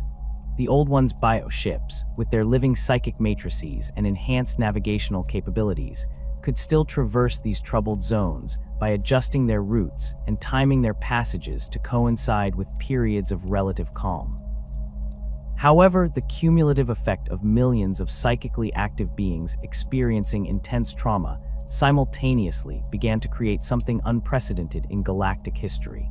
The emotional resonance generated by entire species facing extinction, warriors dying in agony across countless worlds, and the desperate fury of civilizations fighting for survival started to coalesce into semi-permanent structures within the Imperium. These formations possessed a crude form of consciousness that grew stronger as they absorbed more psychic energy from the ongoing conflict. The first manifestations of what would eventually become known as chaos entities appeared as shapeless masses of psychic energy that drifted through the warp like predatory storms. These proto-demons lacked the defined characteristics and personalities that would later distinguish the various chaos powers, but they possessed an insatiable hunger for the emotional energy that warfare provided. they began gravitating toward areas of intense psychic activity, drawn by the emanations from battle-torn star systems like scavengers attracted to carrion. Old One-Psychers were among the first to encounter these emerging entities during routine warp navigation missions. Their initial reports described encounters with aggressive psychic phenomena that seemed to possess rudimentary intelligence and hostile intent. Unlike the natural warp currents that Old One navigators had learned to read and utilize over millions of years, these new entities actively sought to interfere with psychic activities and seemed to feed on the fear and confusion they generated. The entities' feeding behavior became apparent through their interactions with psychically sensitive species across the galaxy. Worlds populated by Old One client races began reporting incidents where individuals with strong psychic abilities would suddenly lose control of their powers, experiencing violent episodes where their consciousness seemed to be invaded by alien influences. These possession events often resulted in the affected individuals exhibiting knowledge and abilities they had never possessed, speaking in languages that predated known civilization and demonstrating powers that exceeded anything their species should have been capable of wielding. More disturbing was the discovery that these possession incidents were becoming more frequent and more severe as the war continued. The entities within the warp were growing stronger and more sophisticated, developing the ability to maintain coherent consciousness for extended periods and to influence events in real space through their psychic connections with living beings. What had begun as random psychic disturbances was evolving into a coordinated threat that could strike anywhere psychically active beings existed. The Old One's attempts to understand and counter these emerging threats revealed the fundamental changes that galactic warfare had wrought upon the nature of reality itself. Their traditional methods for studying psychic phenomena assumed a stable Imperium that operated according to predictable principles. The entities now manifesting within the warp followed no such principles, reshaping local reality according to their own alien logic and feeding on the very attempts to study them. Research expeditions into the Imperium began encountering landscapes that defied conventional understanding of space and time. Regions that had previously been empty psychic void now contained structures that seemed to exist independently of any physical substrate, crystalline formations that sang with the voices of the dead, floating islands, where the laws of physics operated in reverse, and vast labyrinths that reconfigured themselves to trap unwary explorers. These impossible geometries suggested that the entities were not merely inhabiting the warp, but actively reshaping it according to their own incomprehensible purposes. The psychological impact of these discoveries on Old One society cannot be overstated. For millions of years, they had viewed themselves as the masters of psychic science, capable of understanding and controlling any phenomenon related to consciousness or mental energy. The emergence of entities that operated outside their theoretical frameworks and seemed to grow stronger through resistance to their control represented a fundamental challenge to their worldview. Old One attempts to contain or destroy these warp entities through conventional psychic techniques proved not only ineffective but actively counterproductive. Direct psychic attacks on the entities provided them with additional energy to absorb, making them stronger and more coherent. Attempts to create psychic barriers around affected regions simply redirected the entity's attention to other targets, spreading the contamination rather than containing it. Most frustratingly, the Old Ones discovered that their own psychic activities were contributing to the entity's growth, as every use of their powers generated the emotional energy that the warp creatures craved.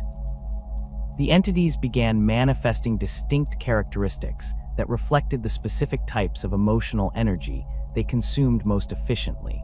Some creatures seemed to feed primarily on rage and violence, growing larger and more aggressive as they absorbed the fury of countless warriors locked in mortal combat. Others appeared to sustain themselves on fear and despair, becoming more subtle and insidious as they learned to generate the terror that nourished them. A few entities seemed to thrive on the complex emotions associated with decay and entropy, growing stronger as they witnessed the destruction of civilizations and the corruption of once pure ideals.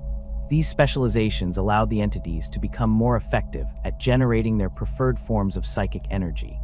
The Rage Feeders learned to influence the minds of warriors during battle, amplifying their anger and bloodlust to levels that exceeded rational tactical thinking. Fear Feeders began manifesting in the nightmares of psychically sensitive individuals, creating cascading waves of terror that could paralyze entire populations. The Decay Feeders started appearing at sites of great destruction, feeding on the despair of survivors, while simultaneously accelerating the processes of corruption and breakdown. The Old Ones' growing inability to control these warp storms became apparent as their traditional methods of interstellar coordination began failing. The psychic communication networks that had allowed them to maintain contact across galactic distances became unreliable as warp entities interfered with transmissions, distorting messages, or replacing them entirely with alien communications that drove recipients to madness. Navigation through the Imperium became increasingly hazardous as stable warp routes were disrupted by roving bands of entities that seemed to delight in trapping and tormenting travelers. The irony of their situation was not lost on the more perceptive Old One philosophers and scientists. Their mastery of psychic powers, which had enabled them to achieve galactic dominance and create countless new forms of life, had become the very weapon that their enemies were using against them. Every psychic ability they employed, every act of biological engineering they performed, and every warrior race they created added to the psychic energy that sustained the growing chaos entities. This realization forced the Old Ones to confront a terrible choice. They could continue using their psychic abilities and biological engineering capabilities to fight the Necron threat, knowing that doing so would strengthen the warp entities that were becoming an equally dangerous enemy. Alternatively, they could abandon the very technologies and abilities that defined their civilization in an attempt to starve the chaos entities of the energy they required, but this would leave them defenseless against the Necrons who were systematically exterminating all biological life in the galaxy. The Old Ones' attempts to find a middle path between these extremes led to increasingly desperate experiments with psychic shielding and containment technologies. They began developing biomechanical constructs designed to absorb and neutralize psychic energy before it could reach the warp entities, creating vast networks of psychic dampening fields around their most important installations. These systems required enormous amounts of energy to maintain and proved only partially effective, as the entities learned to circumvent the barriers through increasingly sophisticated methods.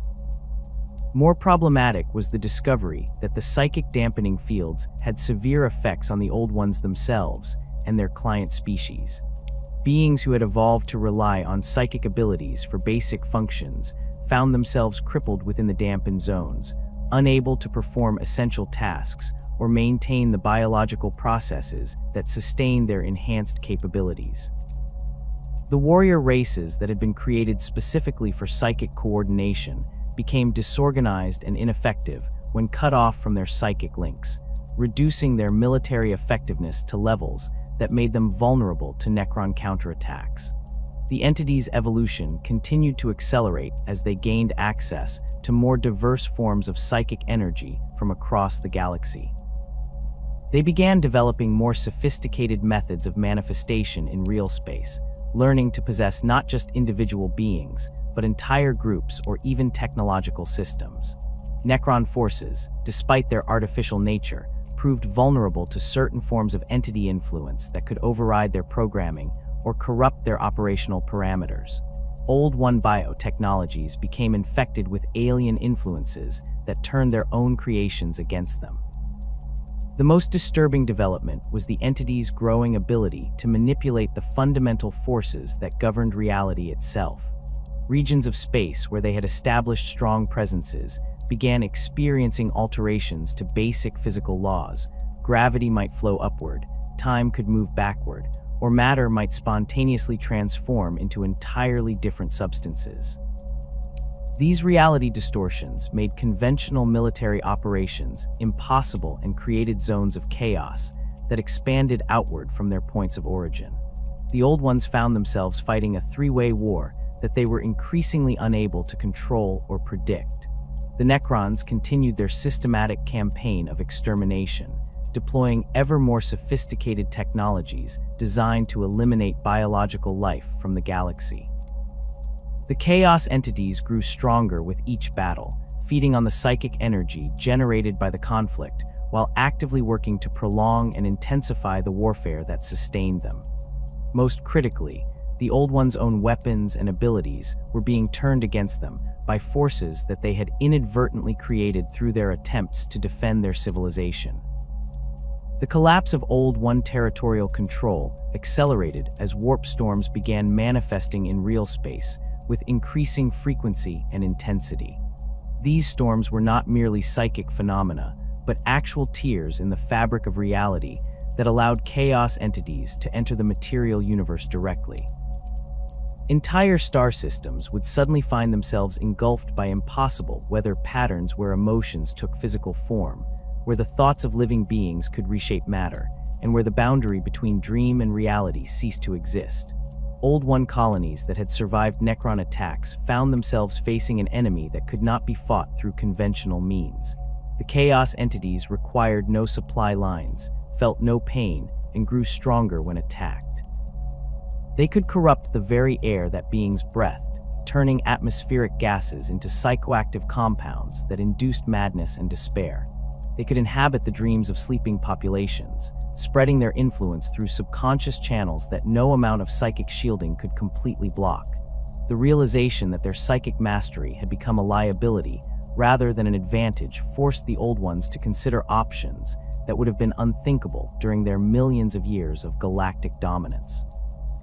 Some factions advocated for the complete abandonment of psychic technologies in favor of purely mechanical alternatives that might prove immune to Chaos influence.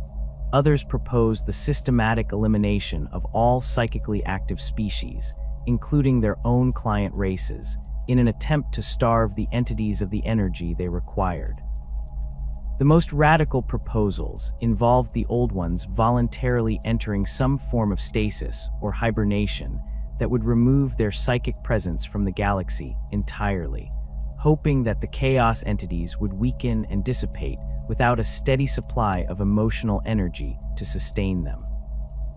These suggestions were met with horror by most Old One leaders, as they essentially amounted to the voluntary extinction of their civilization in the hope that some remnant might survive to rebuild after the current crisis had passed.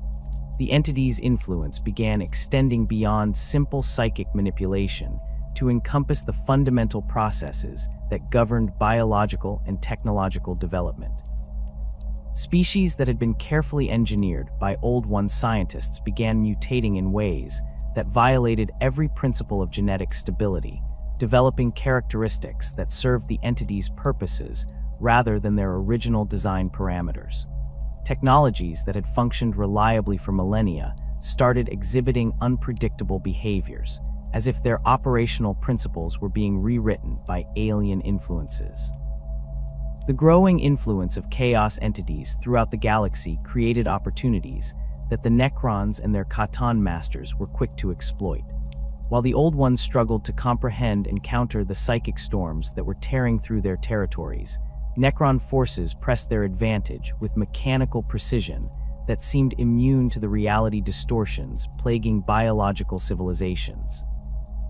Their artificial consciousness provided protection against the worst effects of Chaos manifestation, allowing them to operate effectively in regions where organic beings would have been driven insane by psychic interference. The systematic destruction of Old One strongholds accelerated as Necron tomb fleets emerged from their construction facilities in numbers that dwarfed anything the galaxy had previously witnessed. These vessels represented the pinnacle of Catan engineering knowledge merged with Necron-tier technological expertise, creating weapons platforms that could function across multiple dimensions simultaneously. Their hulls were constructed from living metal that could phase in and out of real space at will, making them nearly impossible to target with conventional weapons, while allowing them to strike at enemies from impossible angles. The Necrons' approach to siege warfare differed fundamentally from any military doctrine the Old Ones had encountered. Rather than attempting to overwhelm defensive positions through superior firepower or tactical maneuvering, they employed weapons that attacked the fundamental forces holding matter together. Gauss flayers could strip atoms from molecular bonds with surgical precision, causing enemy structures to simply cease existing rather than being destroyed through conventional explosive force. Tesla weapons generated arcing electrical discharges that could jump between targets across vast distances, turning entire formations of defenders into conduits for their own destruction. More devastating were the Necron's deployment of specialized weapons designed specifically to counter Old One biological advantages. Doomsday cannons fired beams of pure entropy that could age biological targets by millions of years in seconds, turning living defenders into dust while leaving mechanical systems completely unaffected. Particle whips generated fields of exotic radiation that disrupted cellular cohesion at the quantum level, causing organic matter to lose molecular integrity and collapse into component atoms. The Old One's biocities, which had served as centers of resistance throughout the early phases of the war, proved particularly vulnerable to these entropy-based weapons. Structures that had grown over millennia through carefully guided biological processes could be reduced to primordial organic compounds within hours of Necron bombardment. The living walls that had adapted to countless different threats found themselves unable to develop resistance to weapons that attacked the basic principles of existence itself. Necron ground forces demonstrated tactical capabilities that exceeded even the most optimistic Old One projections about artificial intelligence development. Individual Necron warriors operated with perfect coordination despite having no apparent communication systems, suggesting some form of quantum entanglement that allowed instantaneous information sharing across entire armies. Their movements displayed the mechanical precision of automated systems combined with strategic thinking that rivaled the most experienced Old One commanders. The psychological warfare aspects of fighting soulless opponents became apparent as Old One forces encountered enemies who felt no fear, experienced no fatigue, and showed no mercy.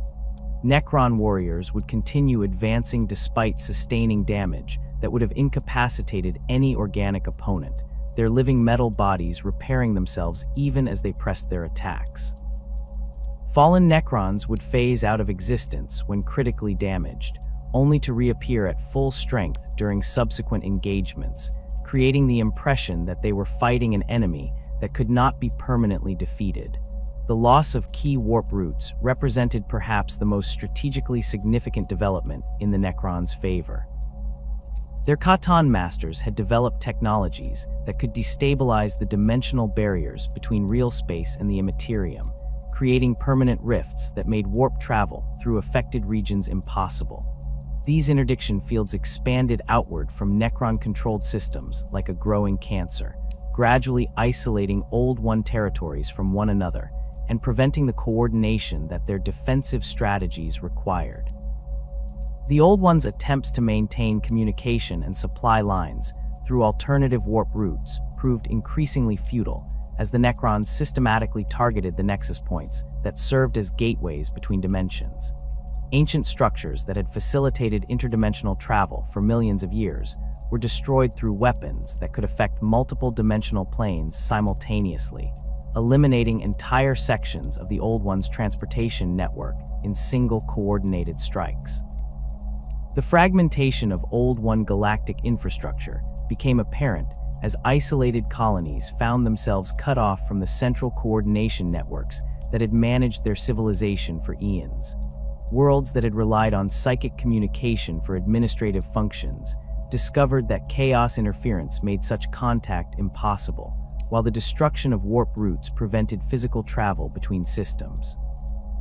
These isolated communities were forced to operate independently for the first time in their species' history, often lacking the resources or knowledge necessary to maintain their advanced biotechnologies without constant support from specialized research facilities.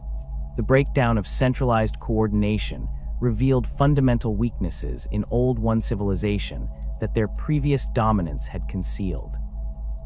Many of their client species had become so dependent on Old One guidance that they proved unable to function effectively when left to their own devices.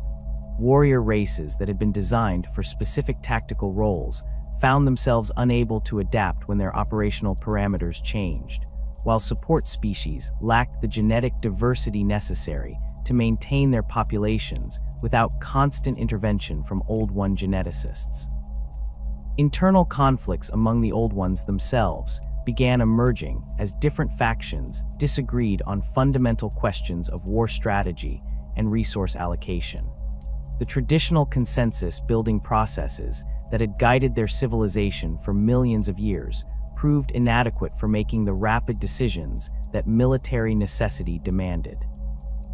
Debates that would normally have been resolved through patient psychic communion became heated arguments as the pressure of imminent extinction forced individuals to take increasingly extreme positions. The most significant division emerged between those Old Ones who advocated for continued military resistance and those who believed that their species' survival required a fundamental retreat from galactic affairs. The military faction argued that abandoning their territories would simply delay inevitable extinction, while allowing the Necrons to grow stronger through the acquisition of Old One technologies and client species. They pushed for increasingly aggressive tactics, including the deployment of biological weapons that could target Necron systems, and the creation of even more powerful warrior races despite the risks such experiments posed. The isolationist faction countered that continued warfare was feeding the chaos entities that posed an even greater long-term threat than the Necrons. They pointed to the growing reality distortions across Old One territories as evidence that psychic activity itself had become a weapon in enemy hands. Their proposals centered on the systematic abandonment of galactic civilization in favor of hidden refuges where Old One populations could survive in stasis, until the current crisis resolved itself through the mutual destruction of their enemies. A third faction emerged that advocated for what they termed selective preservation, the identification and protection of the most promising client species while abandoning less successful experiments to their fate. This approach would concentrate Old One resources on ensuring that their most valuable creations survived the current crisis, even if it meant sacrificing the majority of their galactic territories and allied populations. The ethical implications of such policies created additional divisions within Old One society, as many individuals found the concept of deliberately abandoning their creations to be fundamentally incompatible with their species' traditional values. These philosophical divisions were exacerbated by practical disagreements about which technologies and approaches offered the best hope for survival. Some Old One scientists advocated for the development of purely mechanical technologies that might prove immune to chaos corruption, despite the fact that such systems violated millions of years of biological engineering tradition. Others pushed for even more extreme biological modifications that could create client species capable of surviving in chaos-corrupted environments, regardless of the risks such experiments posed to the subjects involved. The growing influence of chaos became apparent in the corruption of some Old One client species that had been exposed to intensive psychic activity during the war. Species that had been carefully engineered for specific purposes began developing characteristics that served no apparent function in their original design parameters. Warrior races created for disciplined tactical operations started exhibiting berserker tendencies that made them as dangerous to allies as to enemies. Support species designed for peaceful functions began manifesting aggressive instincts that disrupted the ecological balance of their home worlds. More disturbing was the discovery that some client species were actively seeking out sources of chaos corruption, as if the entities offered something that their Old One creators could not provide. Investigations revealed that certain individuals within these species had made contact with chaos entities through dreams or meditation, receiving promises of power and knowledge that exceeded anything available through conventional Old One biotechnology. These corrupted individuals often became centers of infection that could spread chaos influence throughout entire populations, before their condition was detected. The Old Ones' attempts to contain these corruption outbreaks through quarantine procedures proved largely ineffective, as chaos influence could spread through psychic channels that were impossible to completely block. Infected populations would appear to recover from their corruption, only to relapse when psychic barriers were lowered or when they encountered new sources of chaos energy. The entities seemed capable of leaving dormant influences that could remain undetected for years before manifesting under appropriate conditions. Some Old One territories began implementing policies of preemptive elimination for any client species that showed signs of chaos corruption, regardless of the strategic value these populations might have provided. These extreme measures created additional ethical divisions within Old One society, while proving only partially effective at containing the spread of corruption. The entities adapted to these countermeasures by developing more subtle forms of influence that could remain undetected by conventional screening methods. The Necrons' exploitation of Old One internal divisions became apparent as their intelligence networks began targeting specific factions within Old One society. Katan infiltration techniques, operating through quantum manipulation rather than conventional espionage, allowed them to monitor Old One communications and identify key individuals, whose elimination would maximize disruption to enemy coordination. Assassination campaigns targeted Old One leaders who were most effective at maintaining unity among the various factions, while propaganda efforts amplified existing disagreements to prevent the formation of effective resistance coalitions. The systematic elimination of Old One infrastructure continued as Necron forces identified and destroyed the specialized facilities that maintained their enemies' technological advantages.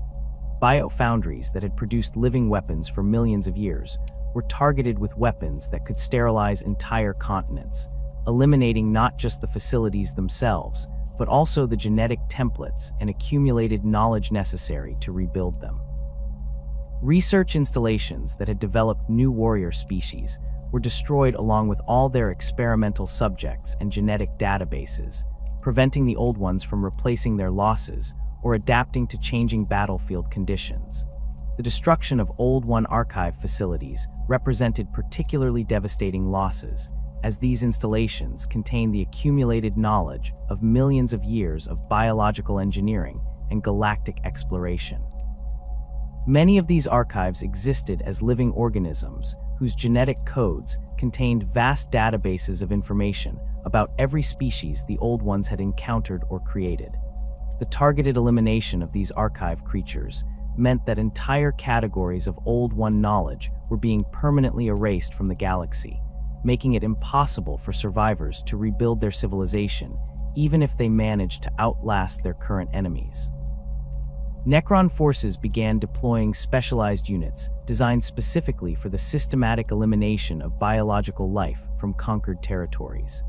These extermination protocols operated with methodical efficiency that left no possibility for organic survival, using combinations of radiation bombardment, biological warfare agents, and entropy weapons to sterilize entire star systems down to the bacterial level. The thoroughness of these operations ensured that Old One territories could never be reclaimed, as the fundamental biological foundations necessary to support their civilization had been permanently destroyed. The Old Ones' growing desperation became evident in their willingness to employ increasingly dangerous weapons and tactics that violated their traditional ethical constraints. Biological weapons designed to target Necron systems were deployed despite the risk that such agents might evolve beyond their creators' control. Psychic weapons that could affect reality on a fundamental level were used in battles where their long-term consequences could not be predicted or contained. These desperate measures often proved as dangerous to Old One forces as to their intended targets, creating additional chaos that further weakened their defensive capabilities. The systematic destruction of Old One infrastructure and the growing corruption of their client species forced the ancient masters of the galaxy to confront the reality that their millions of years of dominance were drawing to a close.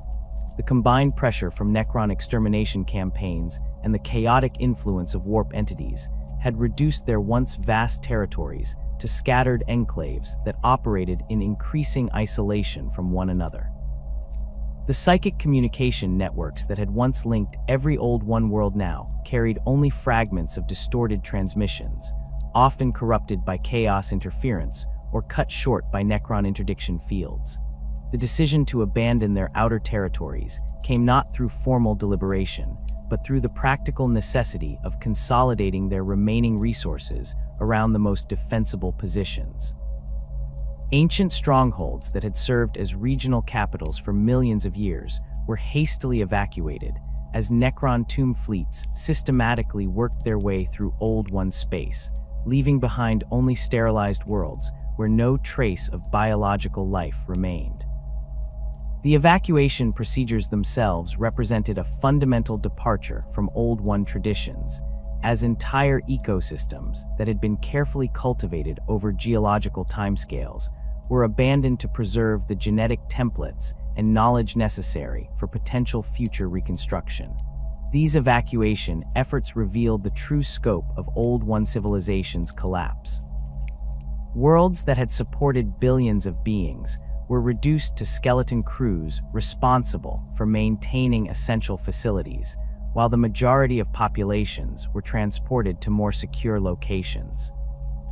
The bioships used for these evacuations operated at capacity levels that strained their living hulls beyond safe parameters, their organic systems pushed to breaking points as they attempted to relocate entire civilizations within timeframes measured in months rather than the centuries that such operations would normally require. The selection process for determining which populations and resources would be preserved became a source of agonizing decisions that violated every principle Old One society had developed over their long existence. Priority was given to individuals with the most advanced genetic modifications and the deepest understanding of biological engineering techniques, while entire client species that had served faithfully for millennia were classified as expendable. The genetic archives that contained the templates for countless species were edited ruthlessly, with only the most essential information preserved, while vast databases of accumulated knowledge were deleted to make room for more critical data. The Old One's retreat to their core territories necessitated the development of increasingly sophisticated concealment technologies that could hide their remaining strongholds from both Necron detection systems and the growing influence of chaos entities. These hiding techniques went beyond simple camouflage to encompass fundamental alterations to the nature of space-time around Old One installations. Entire star systems were phased partially out of normal reality, existing in dimensional pockets that could only be accessed through precisely calibrated psychic keys known only to authorized Old One navigators. The creation of these hidden sanctuaries required enormous expenditures of psychic energy that further fed the chaos entities they were attempting to avoid. Each dimensional fold created ripples through the Imperium that attracted the attention of warp predators, forcing the Old Ones to develop increasingly complex shielding techniques that consumed resources they could ill afford to spare. The irony was not lost on Old One philosophers that their most advanced survival techniques were simultaneously strengthening the very forces that threatened their extinction. Within these concealed strongholds, the Old Ones initiated their most desperate attempts to create warrior species capable of turning the tide of the galactic war. The careful evolutionary processes that had characterized their previous biological engineering were abandoned in favor of radical genetic manipulation techniques that compressed millions of years of development into mere decades. These accelerated creation programs operated without the extensive testing and refinement phases that had ensured the stability of earlier client species, producing beings whose capabilities exceeded anything the Old Ones had previously achieved, but whose long-term viability remained uncertain. The most ambitious of these final projects involved the creation of warrior races that could operate effectively in chaos-corrupted environments while maintaining resistance to the psychic influences that had compromised so many other client species. These beings were engineered with multiple redundant consciousness systems that could isolate corrupted mental processes before they could spread throughout the individual psyche. Their genetic codes incorporated self-monitoring mechanisms that could detect and eliminate mutations caused by chaos exposure, theoretically allowing them to maintain their original design parameters even when operating in heavily corrupted regions. The physical capabilities of these final warrior races reflected the Old Ones' understanding that conventional military doctrine had proven inadequate against enemies who operated outside normal parameters of physics and biology. Enhanced strength and resilience were combined with the ability to phase partially into the Imperium, allowing these warriors to strike at enemies that existed across multiple dimensional planes simultaneously. Their weapons were grown rather than manufactured, developing from specialized organs that could adapt their output characteristics based on real-time analysis of target vulnerabilities. More significantly, these ultimate warrior species were designed with reproductive systems that could function independently of Old One oversight, ensuring that they could continue to replace their losses even if their creators were eliminated entirely. The spore-based reproduction methods pioneered in earlier warrior races were refined to produce offspring that could inherit not only genetic characteristics, but also accumulated combat experience and tactical knowledge from their predecessors. This biological inheritance system created the possibility of warrior populations that could actually improve their effectiveness over successive generations, learning from each engagement and passing that knowledge to their descendants. The Old Ones' recognition that they might not survive the current crisis led to increasingly frantic efforts to preserve their accumulated knowledge and biological achievements for potential future recovery. Massive archive projects were initiated that went far beyond the living databases they had traditionally maintained, creating multiple redundant storage systems that could survive even the complete extinction of their species. These preservation efforts took multiple forms, from genetic codes embedded in seemingly innocuous organisms that could remain dormant for millions of years, to crystalline matrices that could store vast amounts of information in formats that would remain stable across geological timescales. The most sophisticated preservation systems involved the creation of what the Old Ones termed seed worlds, planets that appeared to be simple garden worlds, but actually contain the genetic templates and environmental conditions necessary to recreate entire ecosystems and client species when activated by appropriate triggers. These worlds were scattered throughout the galaxy and hidden through dimensional phasing techniques that made them virtually undetectable to conventional observation methods. Each seed world contained sufficient genetic diversity to restart Old One civilization, complete with the knowledge bases and technological capabilities that had taken millions of years to develop. The activation systems for these seed worlds were designed with multiple redundant triggers that could respond to various potential future scenarios. Some worlds would activate automatically after predetermined time periods, assuming that any immediate threats would have resolved themselves through mutual destruction or natural decay. Others required specific psychic keys that could only be provided by surviving Old One populations, ensuring that the worlds would remain dormant unless their creators or designated successors were available to guide their development. The creation of escape routes that could transport surviving Old One populations beyond the reach of both Necron and Chaos forces became a priority that consumed enormous resources during the final phases of their galactic presence. These evacuation systems went far beyond conventional warp travel to encompass interdimensional transportation methods that could carry entire populations to parallel realities or distant galactic regions where they might establish new civilizations. The development of such exotic transportation technologies required fundamental advances in their understanding of space-time manipulation that pushed even Old One science to its theoretical limits. The most ambitious escape plans involved the creation of pocket dimensions that could exist independently of the main galactic reality, providing self-contained environments where Old One populations could survive indefinitely while the current crisis resolved itself. These dimensional refuges were designed as complete ecosystems that could support millions of individuals while maintaining the technological and biological capabilities necessary to eventually return to normal space when conditions permitted. The energy requirements for creating and maintaining such refuges were enormous, requiring the consumption of entire star systems to power the dimensional manipulation equipment necessary for their construction. Alternative escape strategies focused on transportation to distant galaxies, where Old One refugees could establish new civilizations beyond the reach of their current enemies. These intergalactic exodus plans required the development of transportation technologies that could maintain living passengers across the vast voids between galaxies, journeys that would require millions of years, even at faster than light velocities. The bioships designed for these missions were essentially mobile ecosystems that could support entire populations while gradually adapting to the environmental conditions they might encounter in alien galaxies.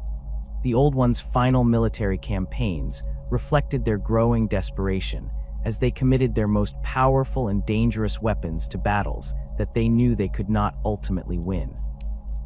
Ancient weapons that had been sealed away for millions of years due to their uncontrollable nature were deployed against Necron strongholds, creating devastation that often proved as dangerous to Old One forces as to their intended targets. These weapons operated on principles that violated fundamental laws of physics, manipulating time, space, and causality in ways that created permanent distortions in local reality. The deployment of temporal weapons represented perhaps the most desperate measure the Old Ones attempted during their final campaigns. These devices could accelerate or reverse the flow of time within limited areas, allowing Old One forces to age Necron installations into uselessness or to reverse the effects of enemy attacks on their own positions. However, the temporal distortions created by these weapons proved impossible to control precisely, often creating paradoxes and causality loops that made affected regions permanently unstable. Entire star systems became temporal anomalies where past, present, and future existed simultaneously, creating zones of chaos that neither side could safely approach. Biological weapons of unprecedented virulence were created specifically to target the living metal that formed Necron bodies and equipment. These engineered organisms could consume the exotic materials that conventional biological agents could not affect, theoretically providing a method for neutralizing Necron advantages through purely biological means. However, the organisms proved capable of evolving beyond their original design parameters, developing the ability to consume other forms of exotic matter and eventually threatening Old One technologies as well. The most controversial weapons deployed during this period were those designed to manipulate the fundamental forces that governed consciousness and psychic energy. These devices could theoretically drain the life force from entire populations or redirect psychic energies to power Old One installations and weapons. The ethical implications of such weapons created additional divisions within Old One society, as many individuals refused to employ methods that violated their species' fundamental commitment to nurturing and protecting life.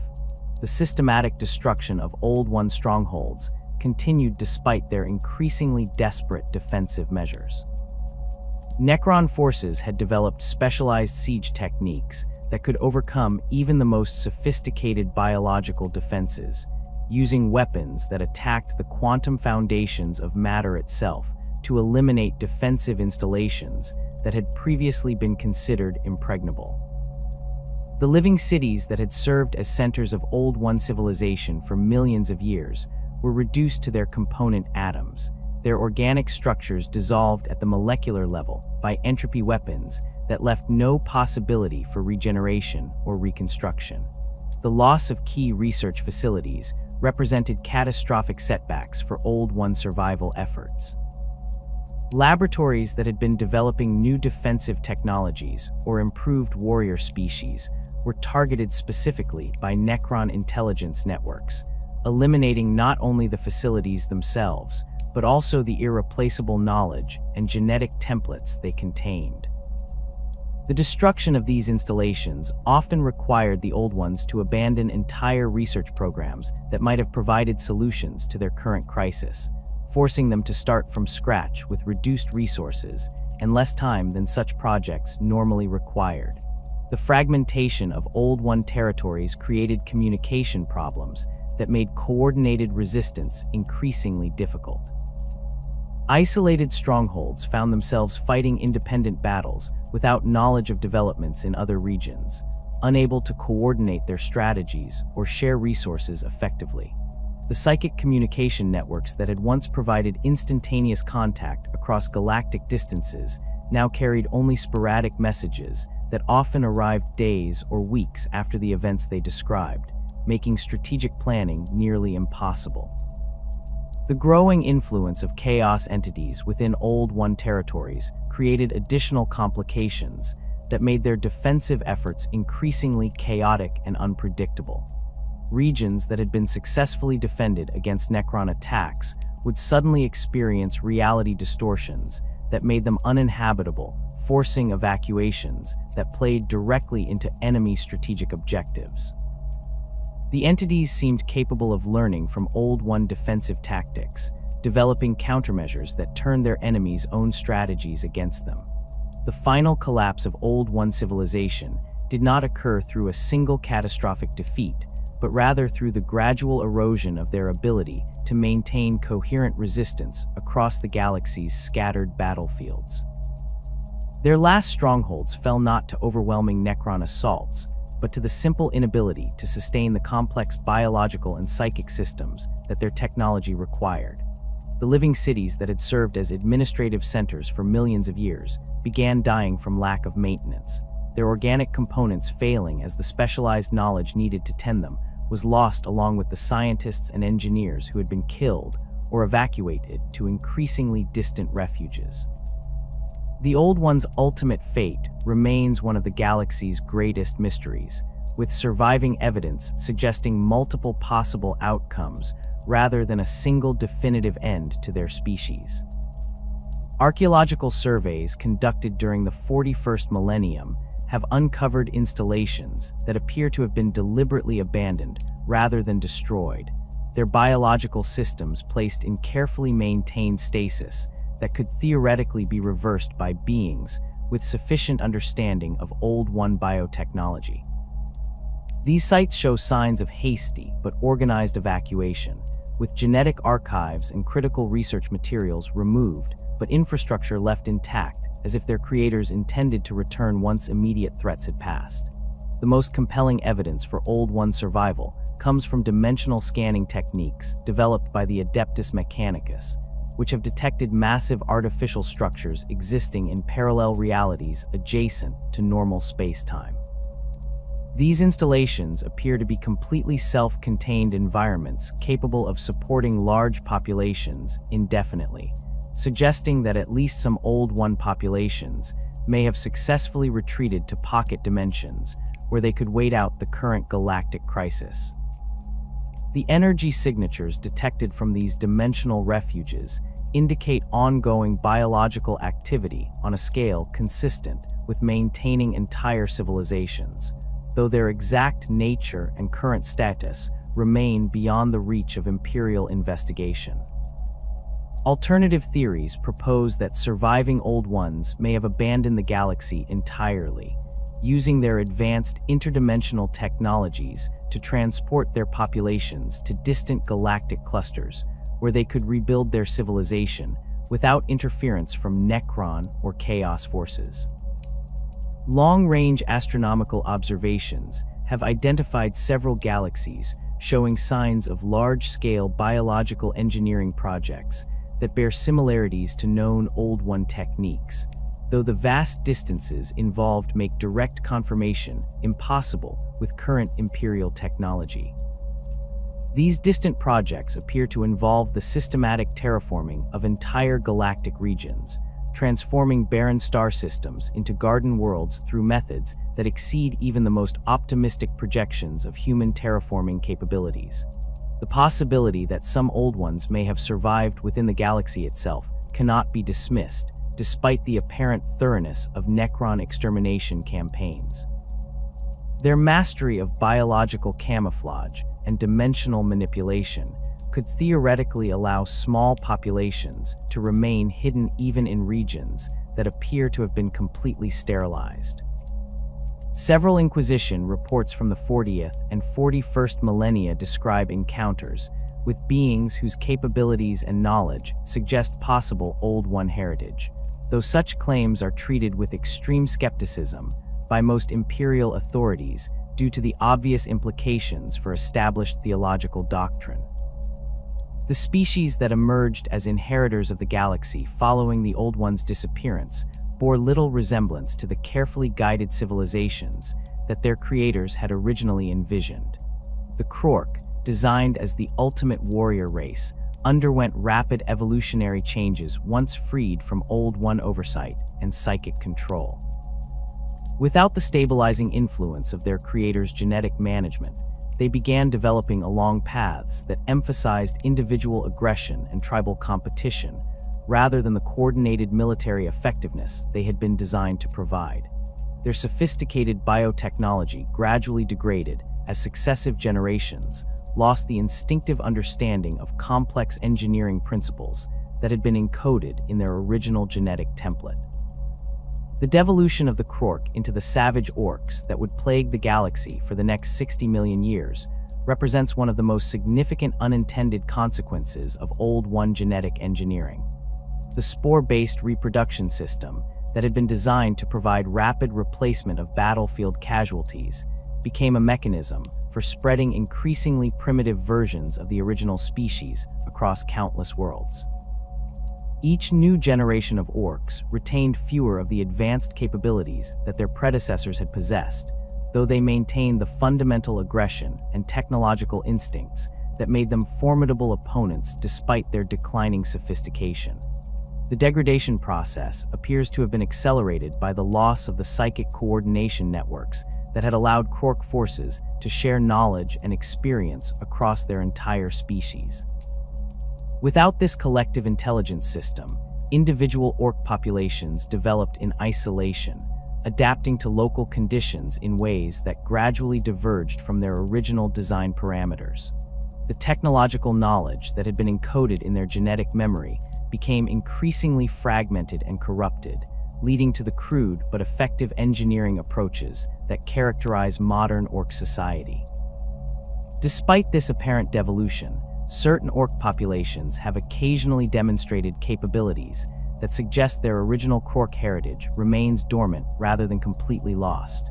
During periods of extended warfare involving massive orc populations, observers have reported the emergence of individual orcs whose size, intelligence, and technological sophistication approach the levels described in ancient records of Krork warriors.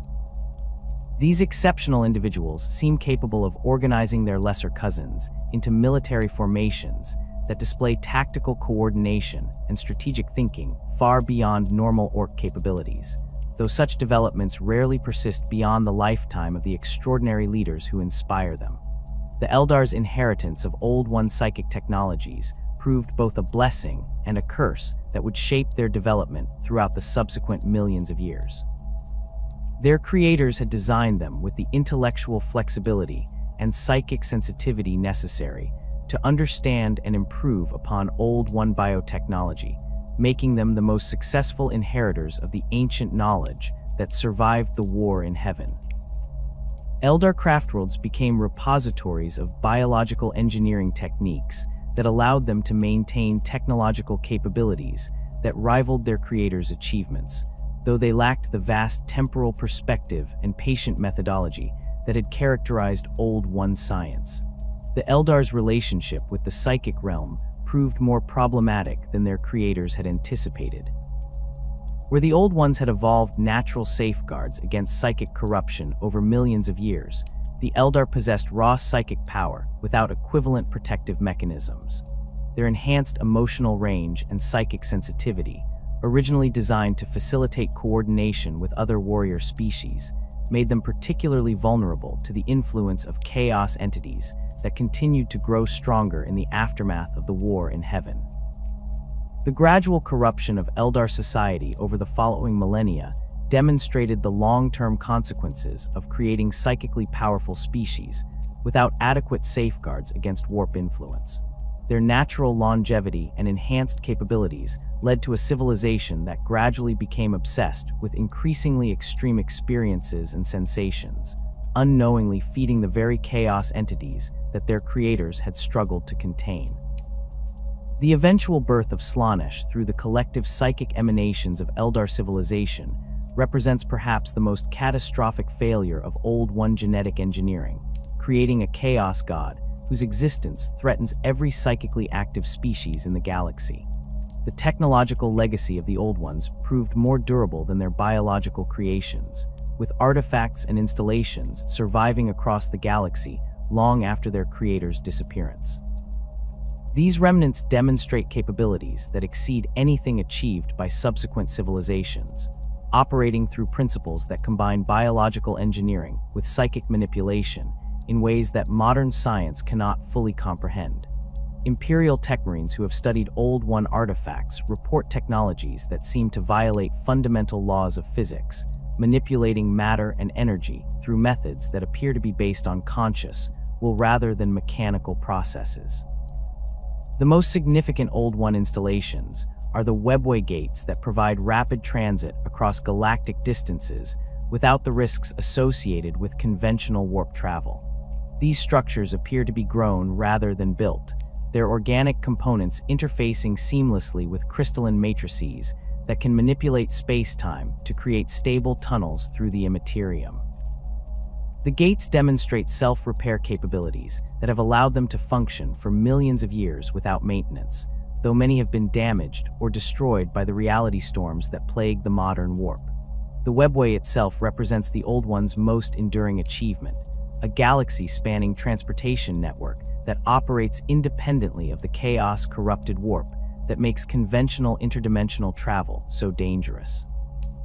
The tunnels that comprise the Webway appear to exist in a parallel dimension that remains partially isolated from the main Imperium, protected by barriers that prevent most forms of chaos incursion.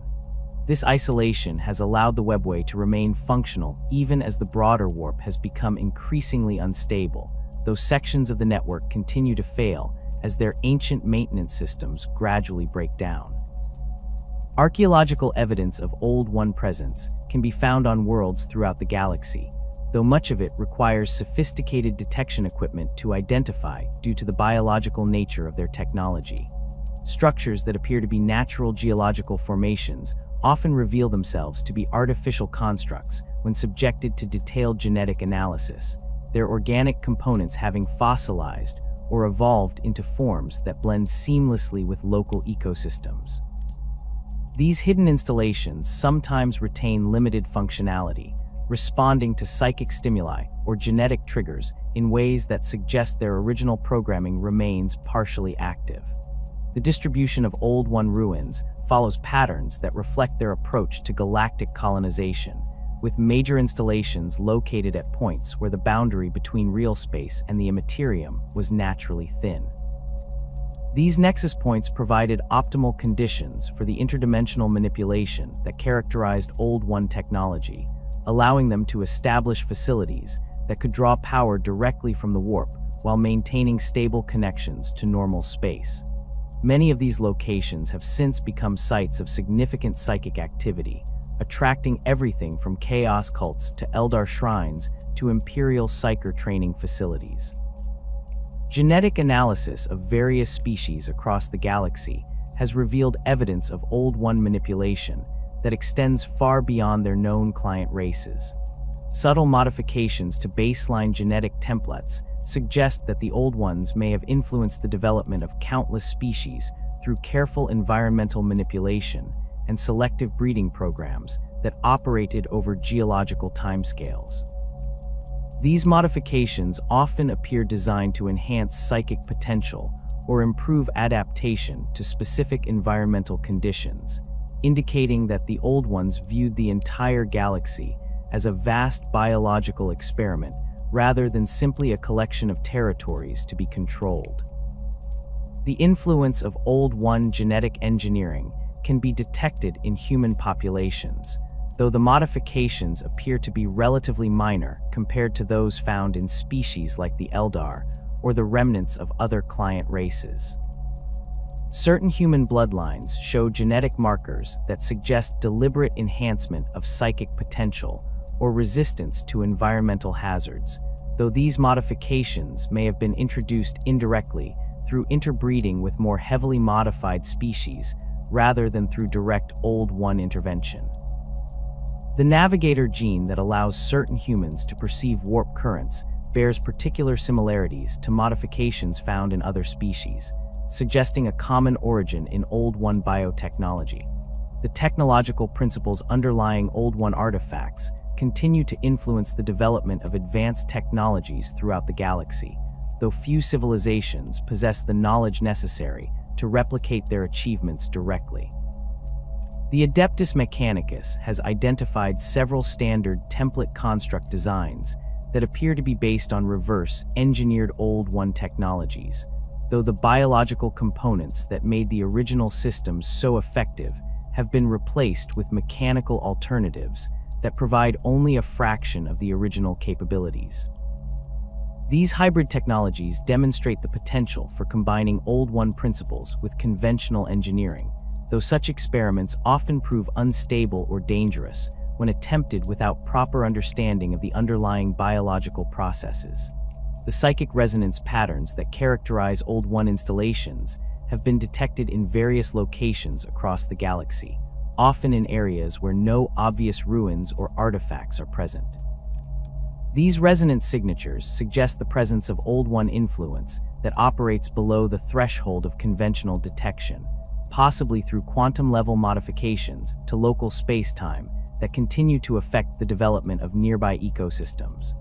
Imperial psychers who have studied these phenomena report that the resonance patterns seem designed to encourage the development of psychically active species while providing protection against certain forms of chaos corruption. The preservation techniques employed by the Old Ones have proven remarkably effective at maintaining their genetic and technological legacy across millions of years. Crystalline storage matrices discovered in various ruins contain vast databases of biological information that remain accessible to beings with appropriate psychic capabilities, though the sheer volume of data makes comprehensive analysis impossible with current Imperial resources. These archives appear to contain the complete genetic templates for thousands of species, including many that have never been encountered in their living forms, suggesting that the Old Ones created far more client races than historical records indicate. The activation protocols for dormant Old One installations represent one of the greatest mysteries surrounding their legacy. Many ruins show signs of having been deliberately placed in stasis rather than simply abandoned, with their biological components maintained in suspended animation that could theoretically be reversed by appropriate stimuli. However, the specific triggers required to reactivate these systems remain unknown, as the Old Ones appear to have used psychic keys and genetic passwords that died with their creators. Attempts to activate dormant installations through conventional means have generally proven unsuccessful or dangerous, often resulting in uncontrolled biological growth that can threaten entire planetary ecosystems. The influence of Old One philosophy on subsequent galactic civilizations can be traced through various cultural and technological developments that emphasize biological adaptation over mechanical solutions. Species that evolved in regions with heavy Old One influence often demonstrate approaches to science and technology that prioritize working with natural processes rather than imposing artificial systems upon their environments. These civilizations tend to develop biotechnologies that, while less sophisticated than their Old One predecessors, reflect similar principles of symbiotic relationship between consciousness and biological systems. The long-term consequences of Old One genetic engineering continue to manifest in unexpected ways throughout the galaxy.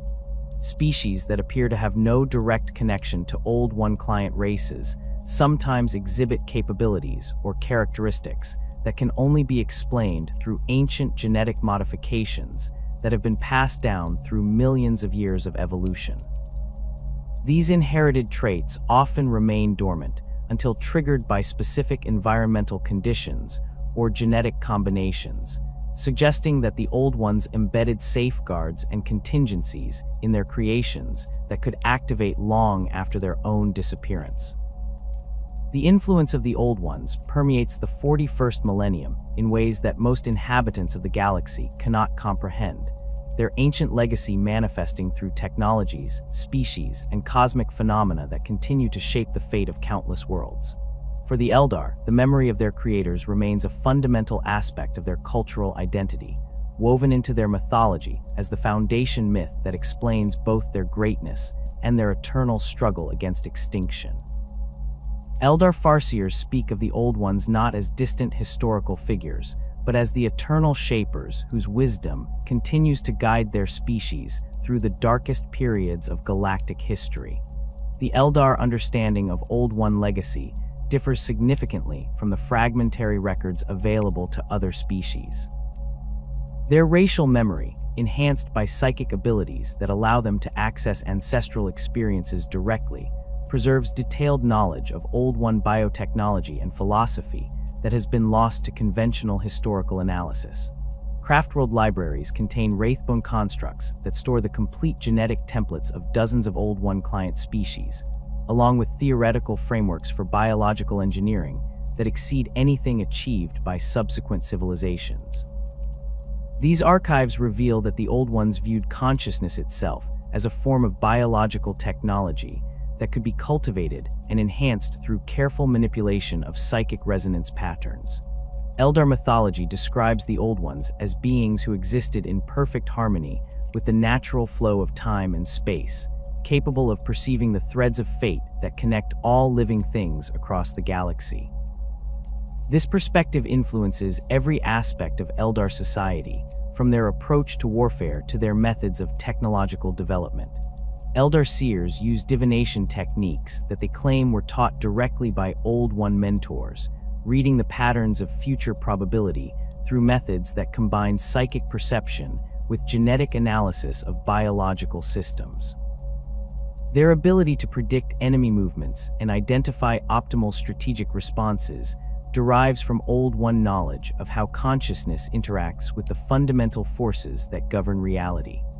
The path system that structures Eldar society represents their attempt to apply Old One wisdom to the challenge of avoiding chaos corruption while maintaining their psychic abilities. Each path provides a framework for channeling emotional and psychic energy in ways that prevent the dangerous accumulations that led to Slaanesh's birth. Eldar philosophers argue that this system reflects Old One understanding of how consciousness must be carefully managed to prevent it from becoming a weapon in enemy hands. The discipline required to master each path mirrors the patient, methodical approach that characterized Old One biological engineering, emphasizing gradual development over rapid advancement.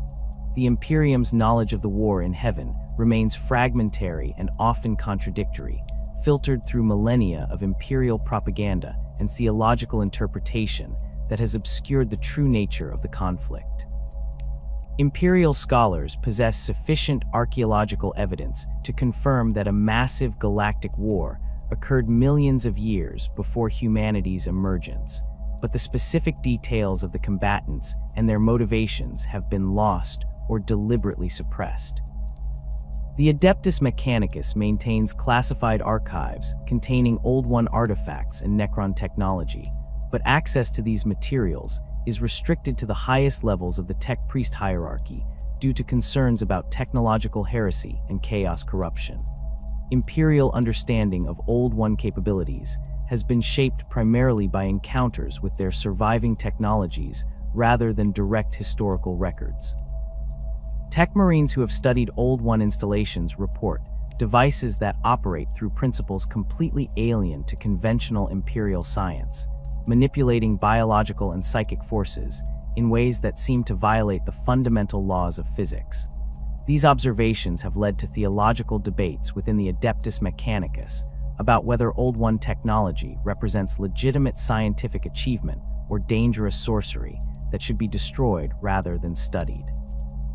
The discovery of intact Old One genetic archives has provided Imperial researchers with tantalizing glimpses of the biological engineering techniques that created species like the Eldar and the Orcs. However, attempts to replicate these techniques have generally ended in failure or catastrophe, as Imperial science lacks the psychic sensitivity and temporal perspective necessary to safely manipulate consciousness at the genetic level. Several classified incidents involve Imperial research teams that attempted to activate dormant Old One installations, resulting in uncontrolled biological growth that consumed entire research facilities and required exterminatus protocols to contain. The Space Marines represent humanity's most successful attempt to apply Old One principles to genetic enhancement, though the Emperor's techniques differed significantly from those employed by the ancient masters. Where Old One biotechnology emphasized symbiotic relationships between consciousness and biological systems, the Space Marine creation process relies on mechanical implants and chemical conditioning that impose artificial enhancements upon baseline human physiology. The results demonstrate both the potential and the limitations of attempting to replicate Old One achievements without understanding their underlying principles. Imperial military doctrine has been influenced by fragmentary knowledge of Old One warrior species, particularly in the development of specialized units designed to counter specific Xenos threats. The Death Watch maintains extensive files on Orc behavior patterns that reflect their degraded Krork heritage, using this knowledge to predict enemy tactics and identify vulnerabilities in Orc technology. Similarly, Imperial forces fighting against Eldar opponents have learned to anticipate the psychic coordination and strategic flexibility that characterizes their enemies' approach to warfare, though countering these advantages remains extremely difficult without equivalent psychic capabilities. The connection between Old One legacy and current galactic threats becomes most apparent in the ongoing struggle against chaos corruption. The warp storms that plague the 41st millennium represent the direct continuation of the psychic disturbances that began during the War in Heaven, amplified by 60 million years of warfare and suffering that have fed the Chaos Gods with unprecedented amounts of emotional energy. Imperial psychers who venture into heavily corrupted regions report encountering psychic echoes of ancient battles, suggesting that the trauma of the War in Heaven continues to reverberate through the Imperium in ways that make chaos incursions more likely and more dangerous. The Emperor's development of the Webway project demonstrates humanity's recognition that Old One transportation technology offers the only viable alternative to conventional warp travel in an era when the Imperium has become increasingly hostile to biological life. Imperial archives contain fragmentary technical specifications for Webway construction that appear to be based on reverse-engineered Old One designs, though the biological components that made the original system so effective have been replaced with mechanical alternatives that provide only limited functionality.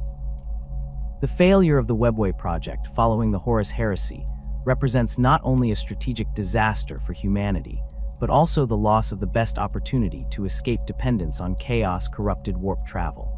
The awakening Necron dynasties pose a threat that directly connects the 41st millennium to the ancient War in Heaven, as these artificial beings retain both the technological capabilities and the strategic objectives that drove their original campaign against biological life. Necron forces emerging from their tomb worlds demonstrate weapons and tactics that were specifically designed to counter Old One biotechnology, making them particularly effective against Imperial forces that rely on biological enhancement and psychic coordination. The systematic nature of Necron expansion suggests that they are following predetermined protocols established millions of years ago, treating the current galactic situation as a continuation of their ancient war rather than a new conflict. The Khatan shards that occasionally manifest during Necron campaigns represent fragments of the star gods who orchestrated the original biotransference process, their consciousness fragmented, but their fundamental hostility to biological life unchanged. These entities possess knowledge of Old One weaknesses that they exploited during the war in heaven, making them uniquely dangerous to species that have inherited Old One genetic modifications.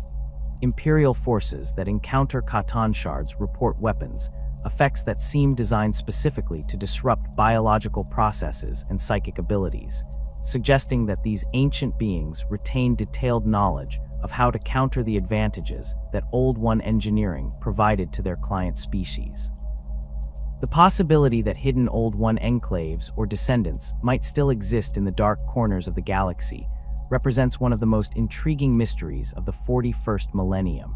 Several Inquisition reports describe encounters with beings whose capabilities and knowledge suggest possible Old One heritage, though such claims are treated with extreme skepticism due to their obvious implications for established Imperial doctrine. These alleged encounters typically occur in regions of space where reality itself seems unstable, suggesting that any surviving Old One populations might exist in dimensional pockets or parallel realities that remain partially isolated from normal space-time. The most credible reports of Old One survivors come from rogue trader expeditions that have ventured into the galactic halo regions beyond the reach of conventional Imperial exploration.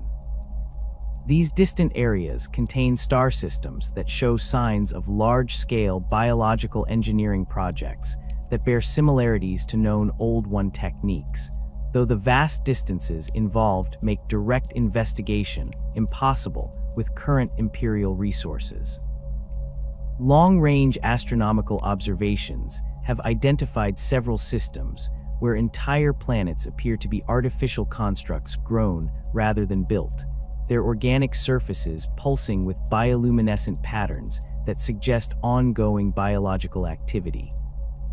Alternative theories propose that Old One consciousness might survive in forms that no longer require physical bodies, existing as pure psychic entities within specially constructed pocket dimensions, or as distributed intelligences that inhabit the quantum structure of space-time itself.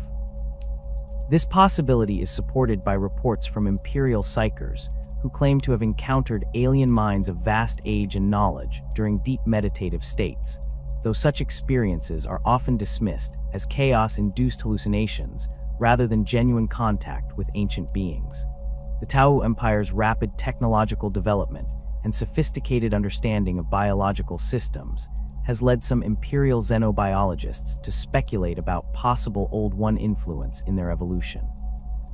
The Tau's ability to integrate multiple species into their expanding empire through methods that emphasize cooperation rather than conquest mirrors Old One approaches to galactic colonization, though this similarity might represent convergent evolution rather than direct inheritance. More intriguingly, Tau biotechnology demonstrates capabilities that seem to exceed what their relatively recent emergence as a spacefaring species should have allowed, suggesting either hidden knowledge sources or guidance from beings with more advanced understanding of biological engineering. The Tyranid hive fleets represent a threat that operates according to principles similar to those employed by Old One warrior species, using biological adaptation and psychic coordination to overcome technological disadvantages. Some Imperial theorists have proposed that the Tyranids might represent a perverted evolution of Old One biotechnology, possibly created by surviving Old One populations as a weapon against the species that inherited their galaxy. This theory is supported by the Tyranids' apparent immunity to many forms of chaos corruption and their systematic approach to consuming biological matter while leaving mineral resources largely untouched, suggesting strategic objectives that go beyond simple survival instincts. The emergence of new psychic phenomena throughout the galaxy continues to reflect the long-term consequences of Old One genetic engineering. Human populations in regions with heavy Old One influence often demonstrate higher rates of psychic mutation and enhanced resistance to certain forms of chaos corruption, suggesting that ancient genetic modifications continue to manifest in unexpected ways. These inherited traits often remain dormant until triggered by specific environmental conditions or genetic combinations, indicating that the Old Ones embedded safeguards and contingencies in their creations that could activate millions of years after their own disappearance. The ongoing degradation of the Webway network represents one of the most significant challenges facing species that depend on Old One technology for survival. Eldar craftworlds report increasing numbers of Webway routes becoming unstable or completely inaccessible as the ancient maintenance systems gradually fail without their creators' oversight. The Dark Eldar's desperate raids into real space partly reflect their need to acquire resources necessary to maintain their portion of the Webway, as their Camorra stronghold depends entirely on Old One transportation technology for its continued existence. The study of Old One ruins continues to yield discoveries that revolutionize Imperial understanding of advanced biotechnology, though such research must be conducted with extreme caution due to the risks of accidental activation or chaos corruption. Several Forge worlds maintain specialized research facilities dedicated to analyzing Old One artifacts, using heavily shielded laboratories and multiple redundant containment systems to prevent dangerous biological agents from escaping into the broader environment. These facilities have produced technological innovations that enhance Imperial military capabilities, though the underlying principles remain largely incomprehensible to conventional Imperial science. The legacy of the Old Ones serves as both inspiration and warning for the species that inherited their galaxy. Their achievements demonstrate the potential for consciousness and biological engineering to reshape reality itself, creating technologies and life forms that transcend the limitations of conventional physics. However, their ultimate fate illustrates the dangers of pursuing such power without adequate safeguards against the forces that consciousness itself can unleash. The chaos gods that emerged from the psychic energy generated during the war in heaven continue to threaten every psychically active species in the galaxy, representing a permanent reminder of the price that the Old Ones paid for their ambitious attempts to guide galactic evolution. As the 41st millennium draws toward its close, the echoes of the war in heaven continue to reverberate through every aspect of galactic civilization. The technologies that enable faster-than-light travel, the genetic modifications that create superhuman warriors, and the psychic abilities that allow communication across vast distances all trace their origins to Old One innovations developed millions of years ago. Yet these same capabilities carry within them the seeds of corruption and destruction that brought down their creators, ensuring that the ancient struggle between order and chaos, creation and entropy, consciousness and oblivion, remains as relevant today as it was when the first warp storms began to tear through the fabric of reality itself. The Old Ones may have vanished from the galaxy, but their greatest creation endures, not in any single species or technology, but in the fundamental principle that consciousness itself represents the universe's highest achievement and greatest threat. Every psychic awakening, every act of biological engineering, and every attempt to transcend the limitations of physical existence carries forward their legacy, ensuring that their influence will continue to shape galactic destiny until the very stars burn cold and the last conscious being draws its final breath. In this sense, the war in heaven never truly ended. It simply transformed into the eternal struggle that defines existence in the grim darkness of the far future, where there is only war, and the echoes of ancient gods continue to whisper in the dreams of their distant children.